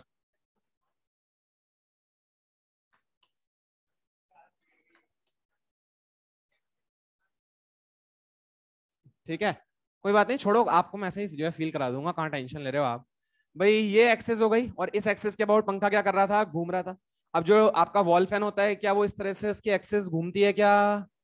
तो बेटा ध्यान से देख, यहाँ पे जो एक्सेस, ऐसे समझिए एक एरो था, अभी एरो कैसे पॉइंट कर रहा था? सामने। अभी क्या एरो ऐसे पॉइंट कर रहा है क्या? मतलब क्या एरो की ओरिएंटेशन चेंज हो रही है क्या? मतलब एक्सिस जो खुद है उसकी क्या चेंज हो रही है? ओरिएंटेशन। एक्सिस की खुद की क्या चेंज हो रही है? ओरिएंटेशन। और क्या इस एक्सिस के अबाउट तुम्हारी बॉडी रोटेट कर रही है क्या? नहीं आया। मतलब ऐसी एक्सिस के अबाउट रोटेशन हो रहा है जो खुद एक्सिस क्या कर रही है? रोटेट। रोटेट करने का मतलब उस एक्सिस की क्या चेंज हो रही है? ओरिएंटेशन। क्या बात क्लियर हुई क्या? आप लोग बचपन में खेले होंगे ना क्या, बेब्लेड, लट्टू? अरे लट्टू से खेले होंगे ना, जो लट्टू होता था, याद करो, लट्टू को जब हम चलाते थे, भाई जो है बाद में आप लोगों के टाइम पे वो बेब्लेड टाइप आ गए थे क्या, उस तरह से वो जो है बटन दबा के चलाते थे, खेले होंगे ना यार, तुम लोग तो खेले होंगे, नहीं खेले क्या?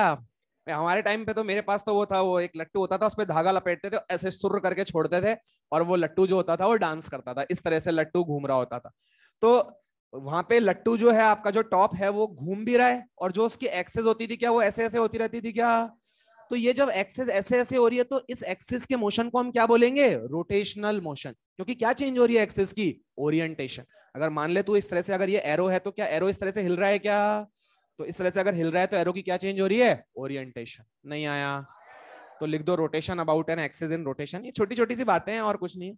Rotation about an axis in rotation, SC axis के अबाउट रोटेशन जो खुद क्या कर रही है, रोटेट।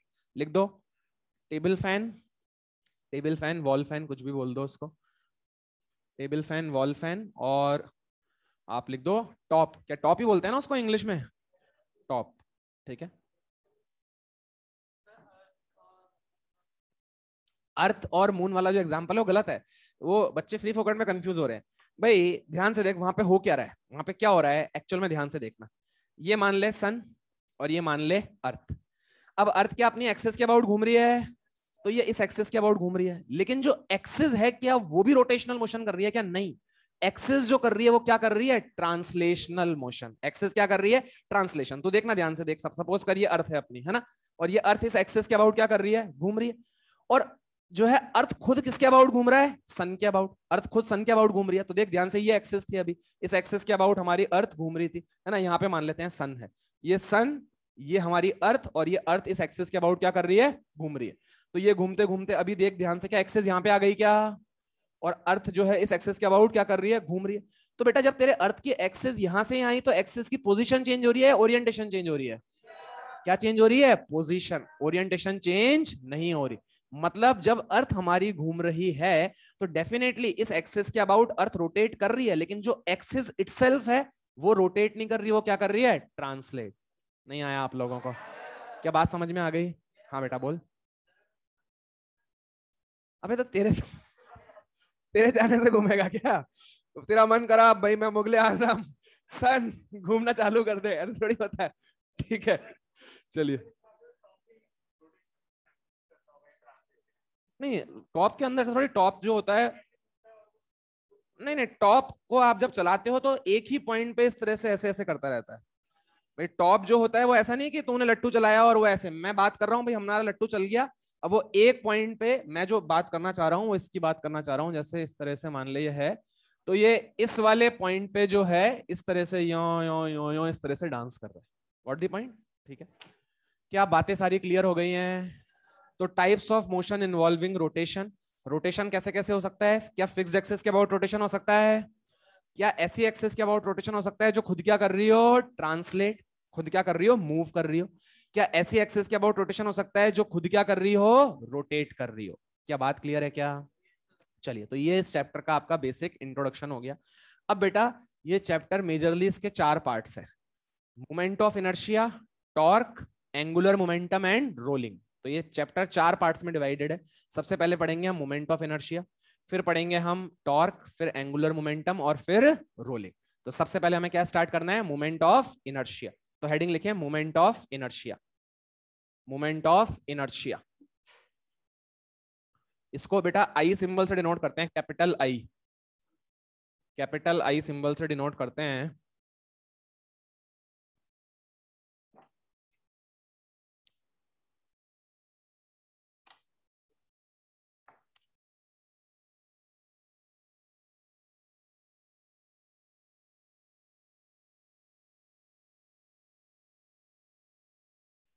अब ध्यान से देखो, फील करते हैं इसको। ये देखो एज सच डायरेक्ट भी आई का फॉर्मूला लिख सकते हैं, ठीक है, आपको, आप जो किताबें पढ़ोगे या मॉड्यूल जो देखोगे आपको डायरेक्ट ही मिलेगा। लेकिन अगर आप थोड़ी सी इसमें फील चाहते हो कि सर क्या मोमेंट ऑफ इनर्शिया का एक्चुअल में मतलब क्या है, तो अपन एक छोटा सा डेरिवेशन करते हैं, उससे आपको फील आ जाएगी कि भाई एक्चुअल में मोमेंट ऑफ इनर्शिया बता क्या रहा है। तो देखो ध्यान से, मैंने कैसी भी कोई भी आर्बिट्री शेप बॉडी ले ली, और ये इस बॉडी मान लेते हैं फिक्स्ड एक्सिस के अबाउट कितने से घूम रही है, बोलिए ओमेगा। तो बेटा अगर ये बॉडी इस फिक्स्ड एक्सिस के अबाउट ओमेगा से घूम रही है, तो इस बॉडी पे जितने भी पार्टिकल्स लाई कर रहे होंगे वो सब क्या परफॉर्म कर रहे होंगे, सर्कुलर मोशन। तो भाई मान लेते हैं ये r डिस्टेंस पे या r1 डिस्टेंस पे कोई पार्टिकल है, मान लेते हैं m1 मास का। क्या बच्चे सर्कुलर पाथ पे चल रहा होगा क्या। अच्छा इसकी वेलोसिटी क्या तू बता सकता है क्या। हाँ टेंजेंशियल टू द पाथ तो होगी, लेकिन इसकी वेलोसिटी क्या, ओमेगा, ओमेगा r1 बोल सकता हूँ क्या। v बराबर क्या होता है, ओमेगा आर, तो क्या हो जाएगा ओमेगा r1। तो इसकी वेलोसिटी v1, और v1 किसके बराबर, ओमेगा r1। अच्छा ऐसे बहुत सारे पार्टिकल्स होंगे भाई, ये एक m1 m2 m3 क्या ऐसे बहुत सारे पार्टिकल से मिलके बॉडी बनी है क्या। अच्छा मान ले ये कोई मैंने r2 डिस्टेंस पे पार्टिकल ले लिया, ये मैंने पार्टिकल कितने डिस्टेंस पे ले लिया, r2। क्या बेटा ये भी सर्कुलर पाथ पे चल रहा होगा क्या। इसकी वेलोसिटी भी क्या टेंजेंशियल टू दी पाथ होगी क्या? बोल कितनी होगी? Omega r2। नहीं आ रहा? बात समझ में आ रही है? मतलब जितने भी पार्टिकल्स होंगे सब कैसे पाथ पे चल रहे होंगे? बोलो सर्कुलर। और हर एक की वेलोसिटी हम पता लगा सकते हैं, omega r1, omega r2, omega r3 क्या निकाल सकते हैं क्या? अच्छा, अभी हम इस बॉडी की सपोज काइनेटिक एनर्जी लिखना चाह रहे हैं। क्या लिखना चाह रहे हैं? काइनेटिक। क्यों लिख रहे हैं अभी आपको थोड़ी देर में समझ में आ जाएगा। काइनेटिक एनर्जी लिखना चाह रहे हैं तो बेटा क्या ये बॉडी बहुत सारे पार्टिकल से मिलकर बनी है क्या? भाई ये एक पार्टिकल, ये एक पार्टिकल, ऐसे क्या बहुत सारे पार्टिकल्स हैं? अगर मैं इन सभी पार्टिकल्स की काइनेटिक एनर्जी लिख के ऐड कर दूं तो क्या टोटल बॉडी की काइनेटिक एनर्जी आ जाएगी क्या? चलो तो अपन kinetic energy of the body लिखना चालू करते हैं। हाँ भाई, m1 वाले पार्टिकल की काइनेटिक एनर्जी बोलो क्या हो जाएगी? Half m1 v1 square. भाई half m1 v1 square, v1 का स्क्वायर क्या हो जाएगा? बोल जल्दी से। Omega square r1 square. चलो सेकंड वाले पार्टिकल की बोलो, half m2 omega square r2 square. सबको समझ में तो आ रहा है ना? तो भाई ये तुम्हारी इस बॉडी की kinetic energy. So on terms क्या होती जाएंगी? ऐड।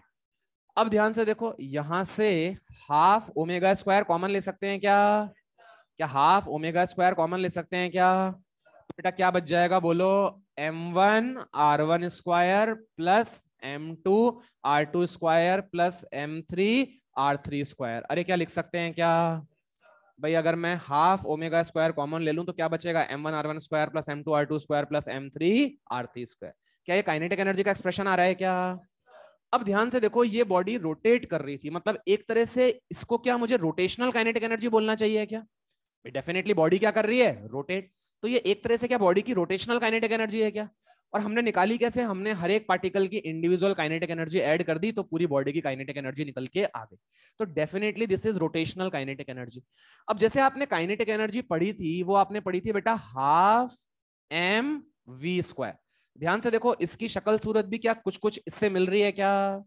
ध्यान से देखो, हाफ तो क्या यहाँ पे भी हाफ आ रहा है क्या? अच्छा, यहाँ पे वी स्क्वायर होता था क्या? यहाँ पे ओमेगा स्क्वायर आ रहा है क्या? लॉजिकल भी है भाई, बॉडी चलेगी तो क्या होगा? वी। घूमेगी तो क्या होगा? ओमेगा। भाई चलेगी तो उसका पास वी होगा, घूमेगी तो उसका कुछ ना कुछ क्या होगा? ओमेगा। तो यहाँ पे वी स्क्वायर आता था, यहाँ पे क्या आ रहा है? Omega square. अब ध्यान से देखो, ये जो बीच में खतरनाक सी टर्म है, इसकी जगह नॉर्मली क्या होता था? मास। और यहाँ पे क्या आ रही है? ये वाली टर्म आ रही है। मतलब क्या ये टर्म इक्विवेलेंट टू मास लग रही है क्या हमें? भाई जो रोल वहां पे मास का था, क्या वो रोल यहाँ पे इसका होगा क्या? और बेटा ये जो टर्म है इसी को क्या बोल देते हैं? बोलिए, मोमेंट ऑफ इनर्शिया। ये टर्म जो कहलाती है वो क्या कहलाती है? Moment of inertia. This is I, this is I, half I omega square. What is I? m1 r1 square plus m2 r2 square plus m3 r3 square. जितने भी पार्टिकल्स होंगे उन सबके लिए हम इस तरह से ऐड करते रहेंगे। अब सर ठीक है, ये तो हमने जो है देखा, डेरिवेशन टाइप देखा हमने, तो हमें दोनों को जब हम कोरिलेट कर रहे हैं तो समझ में आ रहा है सर, जैसे वहां पे मास था वैसे यहाँ पे ये वाली टर्म है जिसको आपने आई बोल दिया। अब इसको फील करते हैं कि सर इसकी फील क्या है। ध्यान से देखो, एनएलएम चैप्टर जब तुमने पढ़ा था, अगर एनएलएम चैप्टर में मान लो बॉडी के पास मास नहीं होता, अगर बॉडी का कुछ मास ही नहीं होता, तो क्या पूरा चैप्टर ही बेकार हो जाता क्या? भाई बिकॉज एनएलएम है ही क्या? एफ नेट बराबर एम ए। अगर मास ही नहीं होगा तो भाई क्या नेट फोर्स हमेशा ही जीरो होगा क्या? तो कोई सेंस वाली बात ही नहीं रहेगी।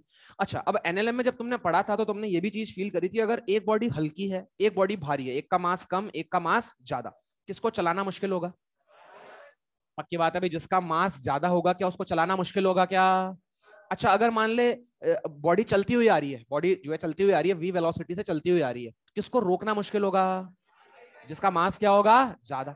मतलब हम जानते हैं सर, जब बॉडी ट्रांसलेशनल मोशन कर रही थी, जब बॉडी ट्रांसलेशनल मोशन कर रही थी तो सर हमने देखा था जब बॉडी ट्रांसलेशनल मोशन कर रही थी, जिसका मास जितना क्या होता था? ज्यादा, क्या उसको चलाना उतना मुश्किल होता था क्या? अब सोच, ये मास की जगह आई है, ये मोमेंट ऑफ इनर्शिया है।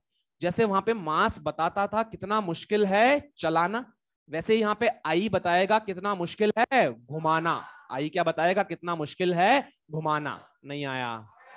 तो इसकी फील यही है, जैसे वहां पे मास था, आप मास को देखते ही फील कर लेते थे, हाँ यार ज्यादा मास है, मतलब पक्की बात है हमें फोर्स ज्यादा लगाना पड़ेगा, हमें इस पे ज्यादा वर्क करना पड़ेगा, इसकी काइनेटिक एनर्जी को बढ़ाने के लिए, इस बॉडी की काइनेटिक एनर्जी को बढ़ाने के लिए हमें इस पे ज्यादा वर्क करना पड़ेगा, क्योंकि ये भारी बॉडी है, इसका मास क्या है? ज्यादा। ऐसे ही इसको देखते ही हम देखेंगे कि यार इसका आई ज्यादा है सर, इसका मोमेंट ऑफ इनर्शिया क्या है? ज्यादा। मतलब डेफिनेटली सर इस बॉडी को घुमाना क्या होगा? मुश्किल। इसका आई सर कम है, इसको घुमाना क्या होगा, आसान। नहीं आया, प्रैक्टिकल भी है। तुम खुद सोचो, सिलेंडर सबने देखा है ना, घरों में जो सिलेंडर यूज करते हैं देखा है। अच्छा, अब सपोज करो मैंने तुम्हें बोला कि भाई जो है सिलेंडर तुम्हें मान लो कहीं डिलीवर करना है तुम्हें, ठीक है। मैंने तुम्हें बोला कि यार सिलेंडर को इस तरह से जो है रोल कराते हुए तुम ले जाना, उसको रोटेट कराते हुए तुम ले जाना, ठीक है। अब लेकिन तुम भी तो कलाकार हो। अभी मान लो ये सिलेंडर, अरे यार ये कैसा सिलेंडर है, ठीक है। तो ये इस तरह का सिलेंडर है मान लो। अब पक्की बात है, मैंने जो तुम्हें बोला था, मैंने क्या बोला था, इस सिलेंडर को पहले लुढ़का दो, पहले इसको क्या कर दो, लिटा दो, ठीक है। इस सिलेंडर को मतलब बेसिकली इस तरह से आप लिटा दो, और लिटाने के बाद उसको क्या करा दो, रोल करा दो, उसको आप घुमाओ। अभी तुम महान, तुम क्या कर रहे हो, ये जो सिलेंडर है इसको पहले ऐसे, ये सीधा खड़ा हुआ था सिलेंडर, इसको तुमने पलटी खिलाई, फिर वापस से, समझ में आ रहा है मैं क्या बोलना चाह रहा हूं, ये सिलेंडर है, तुमने इसको पलटी खिलाई, फिर तुमने पलटी खिलाई, फिर तुमने पलटी खिलाई। क्या तुम्हारा काम आसान हो गया है, मुश्किल हो गया? तुम कहोगे पागल हो सर, क्या करवा रहे हो आप, जो है और ज्यादा मेहनत करनी पड़ रही है हमें। ठीक है, बात समझ में आ रही है? मतलब बेटा इसका मतलब क्या है कि जब तुम सिलेंडर को इस तरह से घुमा रहे हो तो इस पर्टिकुलर एक्सिस के अबाउट सिलेंडर का आई डेफिनेटली क्या रहा होगा, ज्यादा। क्या रहा होगा, ज्यादा। इसलिए तुम्हें ज्यादा मेहनत करनी पड़ रही है, उसको घुमाने में तुम्हें क्या हो रही है, दिक्कत। और जब तुम सिलेंडर को ऐसे लिटा के उसको लुढ़का रहे थे तो डेफिनेटली वो जिस एक्सिस के अबाउट घूम रहा होगा, क्या उसके अबाउट उसका आई कम रहा होगा क्या? इसलिए उसको घुमाना क्या हो रहा होगा, आसान। नहीं आई बात समझ में? क्या बात समझ में आ रही है? मतलब सिंपल सा फंडा है कि देखो, आपका जो आई है, जो आपका आई है वो बताएगा कि आपको कितना मुश्किल होगा घुमाना या कितना आसान होगा घुमाना। जितना ज्यादा आई होगा उतना मुश्किल घुमाना होगा, और जितना कम आई होगा उतना आसान घुमाना होगा। दिस इज दी फील वाली डेफिनेशन। फॉर्मल डेफिनेशन में आई की लिखाऊंगा आपको, लेकिन उससे कुछ समझ में नहीं आएगा, बस वो जो है बढ़िया बढ़िया जो ऐसे आप लिख लोगे, लेकिन उससे कुछ समझ में आपको नहीं आएगा। समझना क्या है, समझना सिर्फ एक ही बात है, सर एनएलएम में जो मास की इंपॉर्टेंस थी, बिना मास के एनएलएम चैप्टर इज नथिंग। ऐसे ही बिना मोमेंट ऑफ इनर्शिया के रोटेशनल चैप्टर इज नथिंग। वहां पे जैसे मास बताता था कितना मुश्किल है चलाना, यहाँ पे आई बताता है कितना मुश्किल है घुमाना। क्या बॉडी का जितना ज्यादा आई होगा उसको घुमाना क्या उतना मुश्किल होगा क्या? और हमने इसको फील करने की थोड़ी सी कोशिश करी। ये जो बेटा टर्म है, इसी टर्म को क्या डिफाइन किया गया, आई। और ये आई किसके बराबर होता है, m1r1 square plus m2r2 square plus m3r3 square, so on, जितने भी पार्टिकल्स है। क्या बात समझ में आई? कॉपी करो एक बार। क्या बेटा? हाँ डेफिनेटली गेट को आप देखो, जैसे ये गेट है मान लो, अभी ये गेट बच्चे क्या इस एक्सेस के अबाउट घूम रहा है क्या? कुछ ना कुछ इसका क्या होगा, आई। अब मान ले अगर मैं इस गेट की एक्सिस ऑफ रोटेशन को चेंज कर दूं, मान ले जो तेरा गेट है ना वो इस एक्सिस के अबाउट नहीं घूम रहा होता, वो यहाँ पे इस डोर को हम क्या कर देते हैं, फिक्स, और ये इस तरह से डोर ऊपर खुलता। मेरी बात समझ में आ रही है क्या बोलना चाह रहा हूं मैं? भाई जो डोर होता वो इस तरह से ऊपर खुलता। तो खुद तू प्रैक्टिकली सोच, तुम्हें शायद फील भी आ रही होगी, अगर ये एक्सिस हो जाती तो क्या इस डोर को खोलना मुश्किल होता क्या? डेफिनेटली, क्योंकि आई क्या हो जाता, ज्यादा। क्यों हो जाता, अभी वो भी फील करा दूंगा आपको। ग्रेविटी तो है ही है, ग्रेविटी तो वहां पे मान ले ग्रेविटी फ्री स्पेस होता, मैं कह रहा हूं ग्रेविटी फ्री स्पेस होता तो भी डेफिनेटली डोर को जब तू उस एक्सिस के अबाउट घुमाता तो तुझे मेहनत क्या करनी पड़ती, ज्यादा। ठीक है, करके देख लेना। ठीक है, तो भाई अगर ग्रेविटी फ्री स्पेस भी होता तो डेफिनेटली तुझे मेहनत क्या करनी पड़ती, ज्यादा। अभी थोड़ी देर में तू खुद बोल देगा कि हाँ सर बिल्कुल सही बोल रहे हो आप। ठीक है, सबने कॉपी कर लिया क्या यहां तक? कॉपी कर लो जल्दी से खटाखट।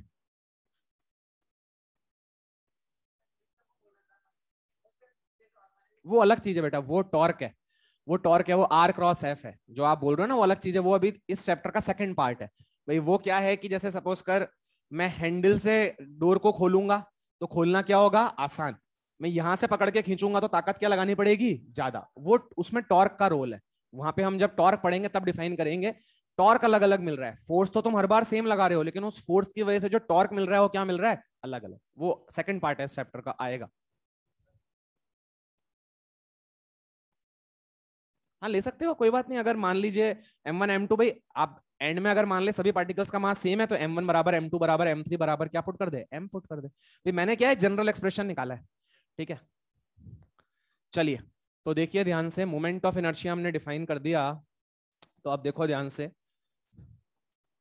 अगर हम किसी भी बेसिक किताब को उठाएंगे तो देखो मोमेंट ऑफ इनर्शिया ऐसे मिलेगा आपको, ये सब कुछ नहीं मिलेगा।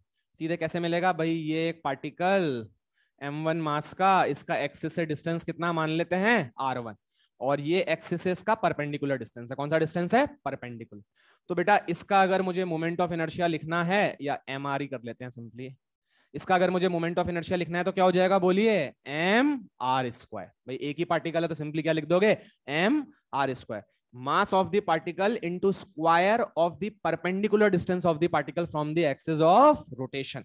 मास of the particle into square of the perpendicular distance of the particle from the axis of rotation. ये क्या एक पार्टिकल के लिए है क्या? अब मान लिया अगर डिस्क्रीट पार्टिकल सिस्टम होता, डिस्क्रीट पार्टिकल सिस्टम का मतलब एक नहीं सर, काफी सारे पार्टिकल्स होते हैं। जैसे मान ली ये m1 मास का पार्टिकल r1 डिस्टेंस पे, ये m2 मास का पार्टिकल r2 डिस्टेंस पे, ये m3 मास का पार्टिकल r3 डिस्टेंस पे।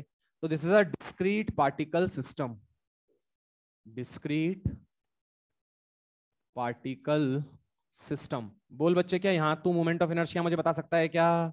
इस सिस्टम का मोमेंट ऑफ इनर्शिया क्या हो जाएगा? अभी अभी निकाला था अपन ने, क्या हो जाएगा बोल? m1 r1 square plus m2 r2 square plus m3 r3 square. m1 r1 square plus m2 r2 square plus m3 r3 square, so on. अगर ऐसे और भी पार्टिकल्स हैं तो सबके हम ऐड कर देंगे। तो that is for a single particle, that is for discrete particle system। आया कहां से वो मैंने आपको फील कराने की कोशिश करी है। आपको मैंने काइनेटिक एनर्जी से रिलेट करके बताया है। मैंने किसी बॉडी को, जो बॉडी घूम रही थी उसकी काइनेटिक एनर्जी लिखी, और वो जो काइनेटिक एनर्जी बनी वो बनी half sum term into omega square. तो मैंने बोला भाई नॉर्मली जब हम काइनेटिक एनर्जी पढ़ते थे उसमें भी हाफ आता था, उसमें वी स्क्वायर आता था, यहाँ पे क्या आ रहा है? Omega square. तो जो वहां पे मास का रोल था वो यहाँ पे ये वाली टर्म रोल प्ले कर रही है, और इस टर्म को फिर हमने क्या नाम दिया? Moment of inertia. और हम समझ गए कि सर जो काम मास का था वो काम यहाँ पे इसका है। मतलब सर मास का काम क्या होता था? कितना मुश्किल है चलाना। तो इसका काम क्या हो जाएगा? कितना मुश्किल है घुमाना। क्या बात समझ में आई? अच्छा, यूनिट बताओ जल्दी से, क्या हो जाएगी मोमेंट ऑफ इनर्शिया की? मास केजी, आर मीटर, क्या केजी मीटर स्क्वायर हो जाएगी क्या? लिख दो unit KG metre square, unit लिख दो केजी मीटर स्क्वायर। यूनिट क्या हो जाएगी भाई? KG metre square. सबको बातें क्लियर है क्या यहां तक? तो ये आपका मोमेंट ऑफ इनर्शिया हो गया। अब इसकी डेफिनेशन में लिख दो, फॉर्मल डेफिनेशन, ठीक है? तो it is the ability of a body, it is the ability of a body, it is the ability of a body by virtue of which, it is the ability of a body by virtue of which it opposes, it is the ability of a body by virtue of which it opposes change in its state of rest, it is the ability of a body by virtue of which it opposes change in its state of rest or of uniform rotation, और of uniform rotation. अब ये जो मैंने लिखाया है ना, इस line का मतलब वही है जो मैं तुम्हें इतनी देर से बोल रहा हूं कि जैसे मास बताता है कितना मुश्किल है चलाना, ऐसे आई बताता है कितना मुश्किल है घुमाना। अब उसको बिल्कुल स्टाइलिश तरीके से लिख दिया और कुछ भी नहीं है। क्या लिख दिया भाई? It is the ability of a body by virtue of which it opposes change in its state of rest. अगर रेस्ट के स्टेट में है तो उसको रेस्ट से रोटेशनल स्टेट में लाना उतना ही मुश्किल होगा जितना आई क्या होगा? ज्यादा। या बॉडी उतना ज्यादा अपोज करेगी जितना उसका आई क्या होगा? ज्यादा। जिस बॉडी का आई ज्यादा, वो रेस्ट से रोटेशन की स्टेट में आने को उतना ज्यादा क्या करेगी? अपोज। अपोज मतलब आपको मेहनत क्या करनी पड़ेगी? ज्यादा। या फिर मान ले बॉडी यूनिफॉर्मली घूम रही है, जैसे मान ले पंखा है, ये यूनिफॉर्मली घूम रहा है। अब अगर इस मैं दो फैंस लूं, एक का आई कम और एक का आई ज्यादा, तो बेटा जिस फैन का आई क्या होगा? ज्यादा, उसको घूमते हुए से रेस्ट की स्टेट में लाना आसान होगा या मुश्किल होगा? मुश्किल। क्या बात समझ में आ रही है क्या? तो यही चीज है कि कोई चीज अगर घूम रही है तो उसको घूमते हुए से रेस्ट की स्टेट में लाना, जिसका आई ज्यादा उसके लिए क्या होगा? मुश्किल। कोई चीज रेस्ट पे है, उसको रेस्ट से घूमने की स्टेट पे लाना, जिसका आई ज्यादा होगा उसके लिए क्या होगा? मुश्किल। नहीं आया? क्या सारी बातें क्लियर हैं? अब ध्यान, हाँ बोलो भाई। अच्छा यस सर बोल रहे हो, ठीक है चलिए। अब ध्यान से देखो अब इससे कुछ इंपॉर्टेंट पॉइंट्स लिखते हैं जो तुम बोल रहे थे, तुम्हें अभी फील कराते हैं वाली बात। तो लिखो इंपॉर्टेंट पॉइंट्स, इंपॉर्टेंट पॉइंट्स लिखिए। और फर्स्ट लिखिए इंपॉर्टेंट पॉइंट्स, फर्स्ट लिखिए I depends on, moment of inertia depends on. First point है moment of inertia depends on. तो किन किन चीजों पे डिपेंड करता है? लिखो ए क्या बच्चे मास ऑफ द बॉडी पे डिपेंड करेगा क्या? 100% भाई, बॉडी के मास पे तो डिपेंड करेगा ये mr²। क्या मास पे डिपेंड करेगा? नहीं करेगा, करेगा। तो लिख दो moment of inertia depends on a mass of the body, a mass of the body. लिखो बी लिख दो mass distribution of the body. Moment of inertia depends on, B लिखो mass distribution of the body. Sir ये mass distribution of the body क्या लिखा दिया आपने? अभी देखो समझ में आएगा। Moment of inertia depends on mass of the body. Second point लिखा है मैंने मास distribution of the body. Third point लिख दो एक्सिस ऑफ रोटेशन, फिर एक साथ समझा दूंगा। थर्ड पॉइंट लिख दो सी, लिख दो एक्सिस ऑफ रोटेशन। तो मोमेंट ऑफ इनर्शिया किस किस चीजों पर डिपेंड कर रहा है? बॉडी के मास पे डिपेंड कर रहा है, बॉडी का जो मास का डिस्ट्रीब्यूशन है उस पर डिपेंड कर रहा है, और एक्सिस ऑफ रोटेशन पे डिपेंड कर रहा है। अब आओ देखो, रेडियस मास के डिस्ट्रीब्यूशन में आ जाएगा। ठीक है भाई, जरूरी नहीं है ना कि हर एक बॉडी जो हो वो सर्कुलर ही हो। भाई आर जो है वो रेडियस नहीं है, आर उस पार्टिकल का एक्सिस से क्या है? Perpendicular distance. समझना क्या है हमें, क्या आर, भाई कोई भी, क्या बॉडी जरूरी है हमेशा सर्कुलर शेप की हो? नहीं, कैसी भी शेप की बॉडी हो सकती है। तो आर जो है वो क्या था, याद करो आप। भाई कोई भी पार्टिकल जो था, अगर बॉडी रोटेट कर रही थी तो काय पे चल रहा था? सर्कल पे। तो आर उस सर्कल का क्या था? रेडियस। तो basically r is the perpendicular distance of the particle from the axis. अब ध्यान से देखो, मास डिस्ट्रीब्यूशन को समझते हैं। तो मास डिस्ट्रीब्यूशन को अगर समझना है तो देखो ध्यान से, सपोज करो ये एक्सिस है। अब एक बार तो बेटा हमने करा क्या, हमने एक प्लेट ली और उस प्लेट को, एक ट्रायंगुलर प्लेट टाइप है कुछ, उसको हमने ऐसे लगा दिया और हम इसको क्या कर रहे हैं? रोटेट कर रहे हैं। इसको हमें रोटेट कराना है, हमें बताना है कितना आसान कितना मुश्किल। एक बार हमने इस प्लेट को ऐसे लगा दिया, मान लेते हैं ये I2 है, ये I1 है। थोड़ा दिमाग लगा के सोचो, आपके हिसाब से कौन बड़ा कौन छोटा? अपनी बुद्धि लगा के सोचो 2 मिनट की या 1 मिनट, कौन बड़ा कौन छोटा?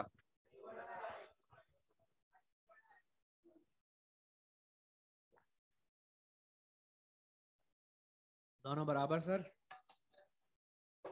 सर क्यों लड़ाई करानी, इनकी दोनों को बराबर ही कर देते हैं। अब लॉजिकली सोच भाई, क्या बॉडी बहुत सारे पार्टिकल से मिलके बनी है? अब ध्यान से देख, यहाँ पे जो बॉडी बहुत सारे पार्टिकल से मिलके बनी है, तो इसका मास का डिस्ट्रीब्यूशन ऐसा है कि जो मेजोरिटी ऑफ द मास है, क्या वो एक्सिस के पास है क्या? अरे ब्रॉडर पार्ट एक्सिस से लगा हुआ है, मतलब जो मेजोरिटी ऑफ द मास था, क्या वो एक्सिस के पास है क्या? देखना ध्यान से, देख ये मतलब जो ज्यादा मास है वो एक्सिस के क्या है? पास। और कम पार्टिकल्स ऐसे हैं जो एक्सिस से क्या है? दूर। More number of particles are closer to the axis and very less number of particles are far away from the axis. नहीं आया समझ में?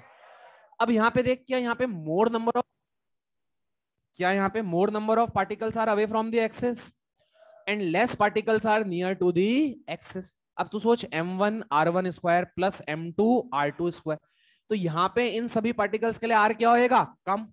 और यहाँ पे इन सभी पार्टिकल्स के लिए r क्या होगा? ज्यादा। तो किस केस में मोमेंट ऑफ इनर्शिया ज्यादा आएगा? वन में ज्यादा आएगा ना? वन में ज्यादा आएगा, किस में ज्यादा आएगा? टू में। नहीं आया आप लोगों को समझ? भाई सेकंड वाले केस में सर, जो ब्रॉडर पार्ट है, मास को आपने इस तरह से डिस्ट्रीब्यूट करा है कि जो मेजोरिटी ऑफ द पार्टिकल्स हैं, जो मेजोरिटी ऑफ द मास है, वो एक्सिस से क्या है? दूर। और अगर एक्सिस से दूर होगा तो आई डेफिनेटली क्या होगा? ज्यादा। आई थिंक बात समझ में आ गई होगी। तो क्या लिख दूं बोलो? I2 is greater than I1। अच्छा, अब को तुम खुद फील कर लोगे। सपोज करो मैं तुम्हें एक और एग्जांपल देता, ये मान ले एक रॉड है, ये आधी बनी है आयरन की और आधी बनी है वुड की, ये I1। अभी इस रॉड को उल्टा करके लगा दिया। उल्टा करके लगा दिया का मतलब क्या है कि भाई वुड को तो अंदर कर दिया और आयरन को कहां कर दिया, बाहर। I1 I2 कंपेयर करना है तुम्हें। क्या बात समझ में आ रही है क्या? अरे कौन बड़ा भाई, I1 या I2? I2 जो डेंसर मटेरियल है, ध्यान से देख, यहाँ पे क्या आयरन की डेंसिटी पक्की बात है ज्यादा होगी क्या? तो जो डेंसर मटेरियल है क्या वो एक्सिस से दूर है क्या? अरे भाई जो मटेरियल डेंसर होगा क्या उसका मास भी ज्यादा होगा क्या? अरे डेंसिटी मास बाय वॉल्यूम। तो जो जिसकी डेंसिटी ज्यादा क्या उसका मास भी ज्यादा होगा या नहीं होगा? मतलब जो आयरन के पार्टिकल्स हैं क्या वो हल्के हैं या भारी हैं? भारी। तो भैया इस केस में आयरन के पार्टिकल्स पहले ही भारी हैं और क्या वो एक्सिस से दूर भी हो गए क्या? तो M1 R1 square M2 R2 square, क्या ये वाली टर्म्स काफी बड़ी आएंगी क्या? यहाँ पे आयरन के पार्टिकल्स सर अभी भी हैं तो भारी, ऐसा नहीं है कि आयरन के पार्टिकल्स अभी हल्के हो गए, वो अभी भी भारी हैं, लेकिन क्या उनका एक्सिस से डिस्टेंस कम है क्या? तो कंपैरेटिवली आई क्या कम आएगा क्या? नहीं आया। मतलब सर एग्जाम में कोई भी क्वेश्चन आ जाए हम समझ गए क्या हमेशा I2 is greater than I1 ही होगा क्या? अरे ऐसा तो नहीं समझे ना सर, यहां से हमने एक चीज बहुत अच्छे से समझ ली है कि कुछ भी हो हमसे कुछ भी पूछेगा हम बोलेंगे I2 is greater than I1। ऐसा तो नहीं समझे ना तुम लोग? तो बेटा देख यहाँ पे मैं इन एग्जांपल्स की हेल्प से तुम्हें समझाना चाह रहा हूँ कि मास के डिस्ट्रीब्यूशन पर डिपेंड करता है। फर्स्ट केस में देख, ब्रॉडर पार्ट एक्सिस के पास था, मतलब मास का डिस्ट्रीब्यूशन कुछ ऐसा था कि ज्यादा मास एक्सिस के क्या है, पास। इस वाले एग्जांपल से मैंने बताया कि भाई यहाँ पे जो डेंसर मटेरियल था वो एक्सिस के क्या था, पास। यहाँ पे डेंसर मटेरियल एक्सिस से क्या था, दूर। तो क्या मास के डिस्ट्रीब्यूशन पर डिपेंड करेगा? सबको समझ में आई बात? अब आ जाओ axis of rotation. Sir axis पे कैसे डिपेंड करेगा, आओ देखो अभी समझते हैं। ये कॉपी हो गया क्या? पहले कॉपी कर लो इसको, कॉपी कर लो इसको।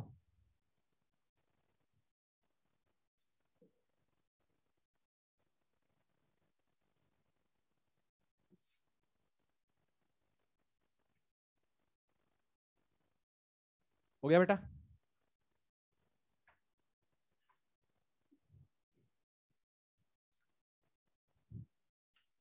अब देखो ध्यान से एक्सिस ऑफ रोटेशन पे कैसे डिपेंड करता है। मान ले बेटा ये एक डोर है या ये कोई भी एक बॉडी है, ठीक है।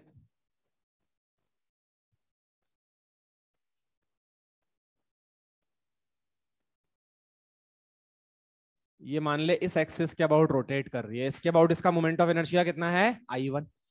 अभी मैंने करा क्या, मैंने इसकी जगह इस बॉडी को इस वाली एक्सिस के अबाउट क्या करा रहा हूं, रोटेट। मतलब मैं बॉडी को जो रोटेट करा रहा हूं वो इस एक्सिस के अबाउट करा रहा हूं।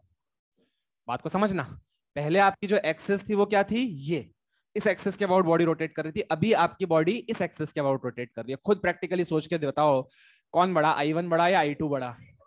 सर हम तो पहले ही समझ चुके हैं कि I2 हमेशा I1 से क्या होगा, ज्यादा।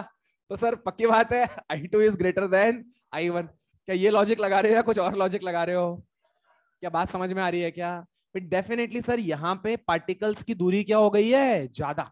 तो M1 R1 स्क्वायर, R1 का क्या है, स्क्वायर। तो ये पार्टिकल्स का डिस्टेंस ज्यादा और उसका भी स्क्वायर हो रहा है, तो उस वजह से टर्म क्या कर जाएगी, डोमिनेट। नहीं आई बात समझ में? तो अगर मैं इस तरह से तुम्हें दे देता, सेम बॉडी है, एक ही बॉडी है, अलग अलग बॉडी नहीं है, क्या दोनों बॉडी सेम थी, अलग अलग थी, सेम। लेकिन क्या अलग अलग एक्सिस के अबाउट एक ही बॉडी का मोमेंट ऑफ इनर्शिया क्या अलग अलग आ सकता है क्या? बिल्कुल आ सकता है। ये चीज मास से अलग है भाई। मास जो था एक बॉडी का, क्या मास अलग अलग होगा या मास तो उसका फिक्स होगा, फिक्स। लेकिन क्या एक ही बॉडी का अलग अलग आई हो सकता है क्या? बिल्कुल ऐसा हो सकता है कि किसी एक एक्सिस के अबाउट उस बॉडी को घुमाना क्या हो, मुश्किल, और किसी दूसरी एक्सिस के अबाउट उस बॉडी को घुमाना क्या हो, आसान। क्या मेरी बात समझ में आ रही है? बिकॉज एक ही बॉडी का अलग अलग एक्सिस के अबाउट आई क्या हो सकता है, अलग अलग। एक ही बॉडी का अलग अलग एक्सिस के अबाउट आई क्या हो सकता है, अलग अलग। सबको क्लियर तो हो गया? पक्का? चलिए तो लिख लीजिए again, I2 is greater than अरे नहीं नहीं यार, कैसे कंफ्यूज हो जाएगी, लो कमाल कर रहे हो तुम लोग तो। ये I2 और ये I1, I1 is greater than I2, ठीक है।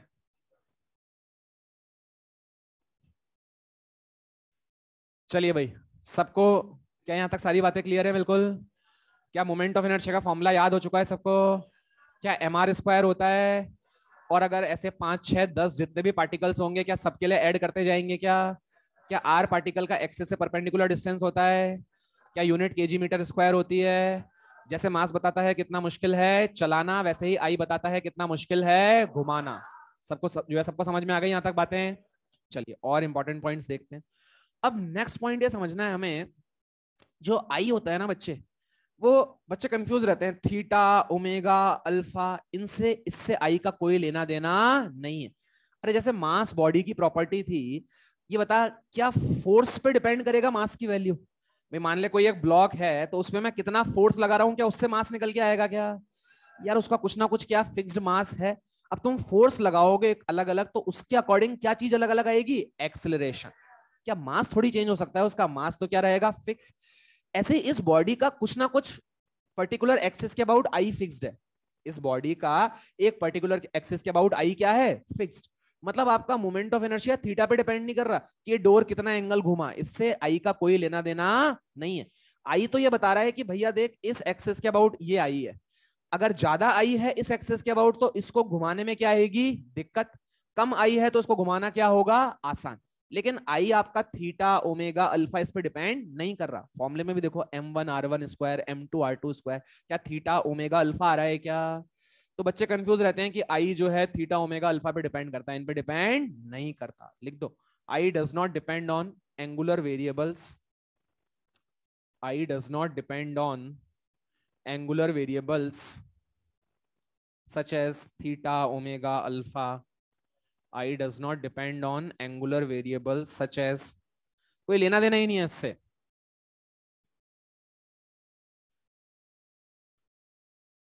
I does not depend on angular variables such as theta, omega and alpha. अच्छा बच्चे, अगर पार्टिकल तेरा एक्सिस पे ही प्रेजेंट हो जाए तो मोमेंट ऑफ इनर्शिया क्या हो जाएगा? क्या सबको समझ में आता है? आर क्या हो गया? जीरो। लिख दो, if particle is present on the axis of rotation, if particle is present on the axis of rotation, then I is equals to 0. If particle is present on the axis of rotation, then I is equals to 0. क्यों 0 होगा? सबको समझ में तो आ रहा है ना? क्योंकि R क्या हो जाएगा? 0। अब ध्यान से देखो, हमने स्केलर्स पढ़े थे, वेक्टर्स पढ़े थे, हमारे कोर्स में स्केलर और वेक्टर ही हैं। अब हमें समझना है कि सर अगर हमसे पूछे मोमेंट ऑफ इनर्शिया कैसी क्वांटिटी है, स्केलर है, वेक्टर है, क्या है? तो ध्यान से देखो, मोमेंट ऑफ इनर्शिया को समझो आप ध्यान से। बेटा ये बता, चाहे मैं दरवाजे को क्लॉकवाइज घुमाऊं चाहे एंटी क्लॉकवाइज घुमाऊं, क्या उससे आई पे कोई फर्क पड़ेगा क्या? भाई आई तो बता रहा है कितना मुश्किल है घुमाना। अब यार तुम चाहे क्लॉकवाइज घुमाओ चाहे एंटी क्लॉकवाइज घुमाओ, उससे कोई लेना देना नहीं है। वैसे भी आई तो mr स्क्वायर है। अब तुम्हारा पार्टिकल क्लॉकवाइज घूमे एंटी क्लॉकवाइज घूमे, क्या उससे कोई फर्क पड़ेगा क्या? नहीं। मतलब ये रोटेशन पे तो डिपेंड नहीं कर रहा, सेंस ऑफ रोटेशन पे तो डिपेंड नहीं कर रहा, कहां तुम घुमा रहे हो, क्लॉकवाइज घुमा रहे हो एंटी क्लॉकवाइज घुमा रहे हो, मतलब डायरेक्शन की कोई ऐसी इंपॉर्टेंस नहीं है। मतलब सर फिर तो ये स्केलर है। अब लेकिन स्केलर क्वांटिटीज वो होती हैं जिनका मैग्नीट्यूड क्या होता है? फिक्स्ड। ऐसी क्वांटिटीज जिनका कुछ ना कुछ मैग्नीट्यूड क्या होता है? फिक्स्ड। जैसे कोई बॉडी है, उस बॉडी का मास जो होगा वो फिक्स्ड होगा, डेफिनेटली उसका कुछ ना कुछ पर्टिकुलर मास होगा। अब ध्यान से देख, इस डोर की अगर मैं बात करूं तो ये एक बॉडी थी, इसका आई फिक्स है या अलग अलग एक्सेस के अबाउट आई अलग अलग आ रहा है? अलग अलग एक्सेस के अबाउट आई क्या आ रहा है? अलग अलग। मतलब इस एक्सेस के अबाउट आई कुछ आता है, इस एक्सेस के अबाउट आई कुछ आता है, मतलब इसका मैग्नीट्यूड भी फिक्स नहीं है। जो about different axes I is different, and definitely direction तो स्पेसिफाई करने की हमें जरूरत ही नहीं। तो बेटा ना तो ये क्या कहलाएगा? वेक्टर, और ना ही ये क्या कहलाएगा? स्केलर। इसको क्या बोल देते हैं? टेंसर। इसको क्या बोल देते हैं? टेंसर। एक टर्म है बस, हमारे जो है कोर्स में टेंसर बहुत ज्यादा है नहीं, बस आपको मोमेंट ऑफ इनर्शिया क्वांटिटी पता होनी चाहिए, कैसी क्वांटिटी होती है? टेंसर। क्यों टेंसर बोल रहा हूं वो मैंने आपको समझाने की कोशिश करी है कि इसको डिफाइन करने के लिए आपको डायरेक्शन को स्पेसिफाई करने की जरूरत नहीं है, और एक ही बॉडी का अलग अलग एक्सिस के अबाउट आई क्या आता है? अलग अलग, इसलिए इसको हमने क्या बोल दिया? टेंसर। ऐसी जब हम आगे फ्लूइड मैकेनिक्स पढ़ेंगे उसमें स्ट्रेस पढ़ेंगे। क्या पढ़ेंगे? स्ट्रेस। स्ट्रेस तो जानते हो ना सर, रोज ही स्ट्रेस होता है हमें, तो वो वाला स्ट्रेस नहीं, मैं दूसरे स्ट्रेस की बात कर रहा हूँ। भाई जैसे मान ले रॉड है, तूने रॉड पे फोर्स लगाया, जैसे रॉड का ये वाला फेस था, तूने इस रॉड के फेस पे क्या लगाया? फोर्स। तो बेटा तू इस लॉन्गिट्यूडनली फोर्स लगा रहा है, तो इसके अंदर लॉन्गिट्यूडनल स्ट्रेस जनरेट होगा। क्या जनरेट होगा? Longitudinal stress. फिर सपोज कर तू इसके ये जो फेस है इस पर ऐसे फोर्स लगा रहा है, शियर, उसको बोलेंगे हम शियर स्ट्रेस, ठीक है? वो हम आगे जब पढ़ेंगे तब देखेंगे। तो मैं ये बोल रहा हूं कि वहां पे भी होगा क्या? एक ही बॉडी पे तू सेम फोर्स लगाएगा, लेकिन जब तू फोर्स को इस तरह से लगाएगा तो उसके कारण जो स्ट्रेस आएगा वो क्या आएगा, अलग। उस फोर्स को जब तू कुछ अलग डायरेक्शन में लगाएगा तो उसके कारण जो स्ट्रेस आएगा वो क्या आएगा, कुछ अलग। नहीं आई बात समझ में? मतलब वहां पे भी होगा क्या कि हर एक फॉर द सेम फोर्स हम जब उसको अलग अलग डायरेक्शंस में लगा रहे होंगे तो हमें जो स्ट्रेस मिल रहा होगा क्या मिल रहा होगा, अलग अलग। तो ऐसी क्वांटिटीज को हम क्या बोल देंगे, टेंसर, जिनको स्पेसिफाई करने के लिए हमें एज सच डायरेक्शन की जरूरत नहीं है, और जिनका मैग्नीट्यूड अलग अलग के अबाउट क्या आता है, अलग अलग। तो लिख दो, moment of inertia is a tensor quantity, moment of inertia is a tensor quantity because moment of inertia is a tensor quantity because its direction is not specified, its direction is not specified। मतलब आप जब आई निकाल रहे हो तो आपको ये specify करने की जरूरत नहीं है कि आप क्लॉकवाइज घुमा रहे हो, एंटी क्लॉकवाइज घुमा रहे हो, because its direction is not specified and it has different values about different axes of rotation, and it has different values about different axes of rotation। अलग अलग एक्सिस के अबाउट इसकी वैल्यू क्या आती है, अलग अलग। इस बेसिस पे इसको हमने क्या बोल दिया है, टेंसर क्वांटिटी। ठीक है, अब देखो टेंसर जो है ना बहुत ब्रॉड टर्म है। एक्चुअल में जो टेंसर है इस पे पूरी किताब है। ठीक है, एक्चुअल में जो स्केलर्स होते हैं ये भी टेंसर होते हैं। Scalars are zero order tensor, scalars को क्या बोलते हैं, जीरो ऑर्डर टेंसर। वेक्टर जो होते हैं वो क्या होते हैं, फर्स्ट ऑर्डर टेंसर, फिर आगे हायर ऑर्डर टेंसर्स होते हैं। तो टेंसर एक बहुत ब्रॉड टर्म है, एज सच हमारे कोर्स में है नहीं, बस कभी कोई पूछ ले तो दिमाग में रहना चाहिए कि हाँ यार मोमेंट ऑफ इनर्शिया कैसी क्वांटिटी है, टेंसर। और उसके पीछे अभी जो हम हमारे लेवल पे लॉजिक समझ सकते हैं वो लॉजिक ये समझ सकते हैं कि सर डायरेक्शन को तो स्पेसिफाई आप कर नहीं रहे हो, और सर इसी जो है इसमें एक ही बॉडी की अलग अलग एक्सिस के अबाउट आई क्या आ रहा है, अलग अलग, इसलिए इसको हमने क्या बोल दिया, टेंसर। बस this is more than sufficient. बात क्लियर हुई? अब अपने मोमेंट ऑफ इनर्शिया का बेसिक कर लिया है। नेक्स्ट क्लास में मैं न्यूमेरिकल्स चालू करूंगा। आप लोग रोटेशनल मोशन का बिगनर्स बॉक्स 1 ऑलरेडी लगा सकते हो, वो सर्कुलर के टाइम पे आपको पढ़ा दिया गया है। बिगनर्स बॉक्स 1 की पिक्चर हमने सर्कुलर के टाइम पे सेट कर दी थी पूरी। ठीक है, सर्कुलर का डिस्कशन कंप्लीट रखो, अपन नेक्स्ट क्लास में कर लेंगे, कल कर लेंगे अपन। कर लोगे ना कल तक कंप्लीट या नहीं? कॉमन है, चलो ठीक है। तो मैं इस हफ्ते नहीं करूंगा, नेक्स्ट मंडे को डिस्कशन कर लूंगा। ठीक है, चलो ओके बच्चों, बाय बाय, राधे राधे। ये क्या है, I have a doubt, kinetic energy के लिए अलग अलग पार्टिकल्स का मास और वेलोसिटी क्यों लिया, और सिर्फ सेंटर ऑफ मास और का वेलोसिटी क्यों नहीं लिया? बेटा अगर बॉडी की बात करेंगे तो हर एक पार्टिकल की वेलोसिटी अलग अलग होगी। अगर बॉडी रोटेट करती है, अगर बॉडी रोटेट करती है तो सबकी वेलोसिटी अलग अलग होती है। ठीक है, आप वहां पे सेंटर ऑफ मास का कंसेप्ट नहीं लगा सकते। चलो ओके बच्चों, बाय बाय, राधे राधे।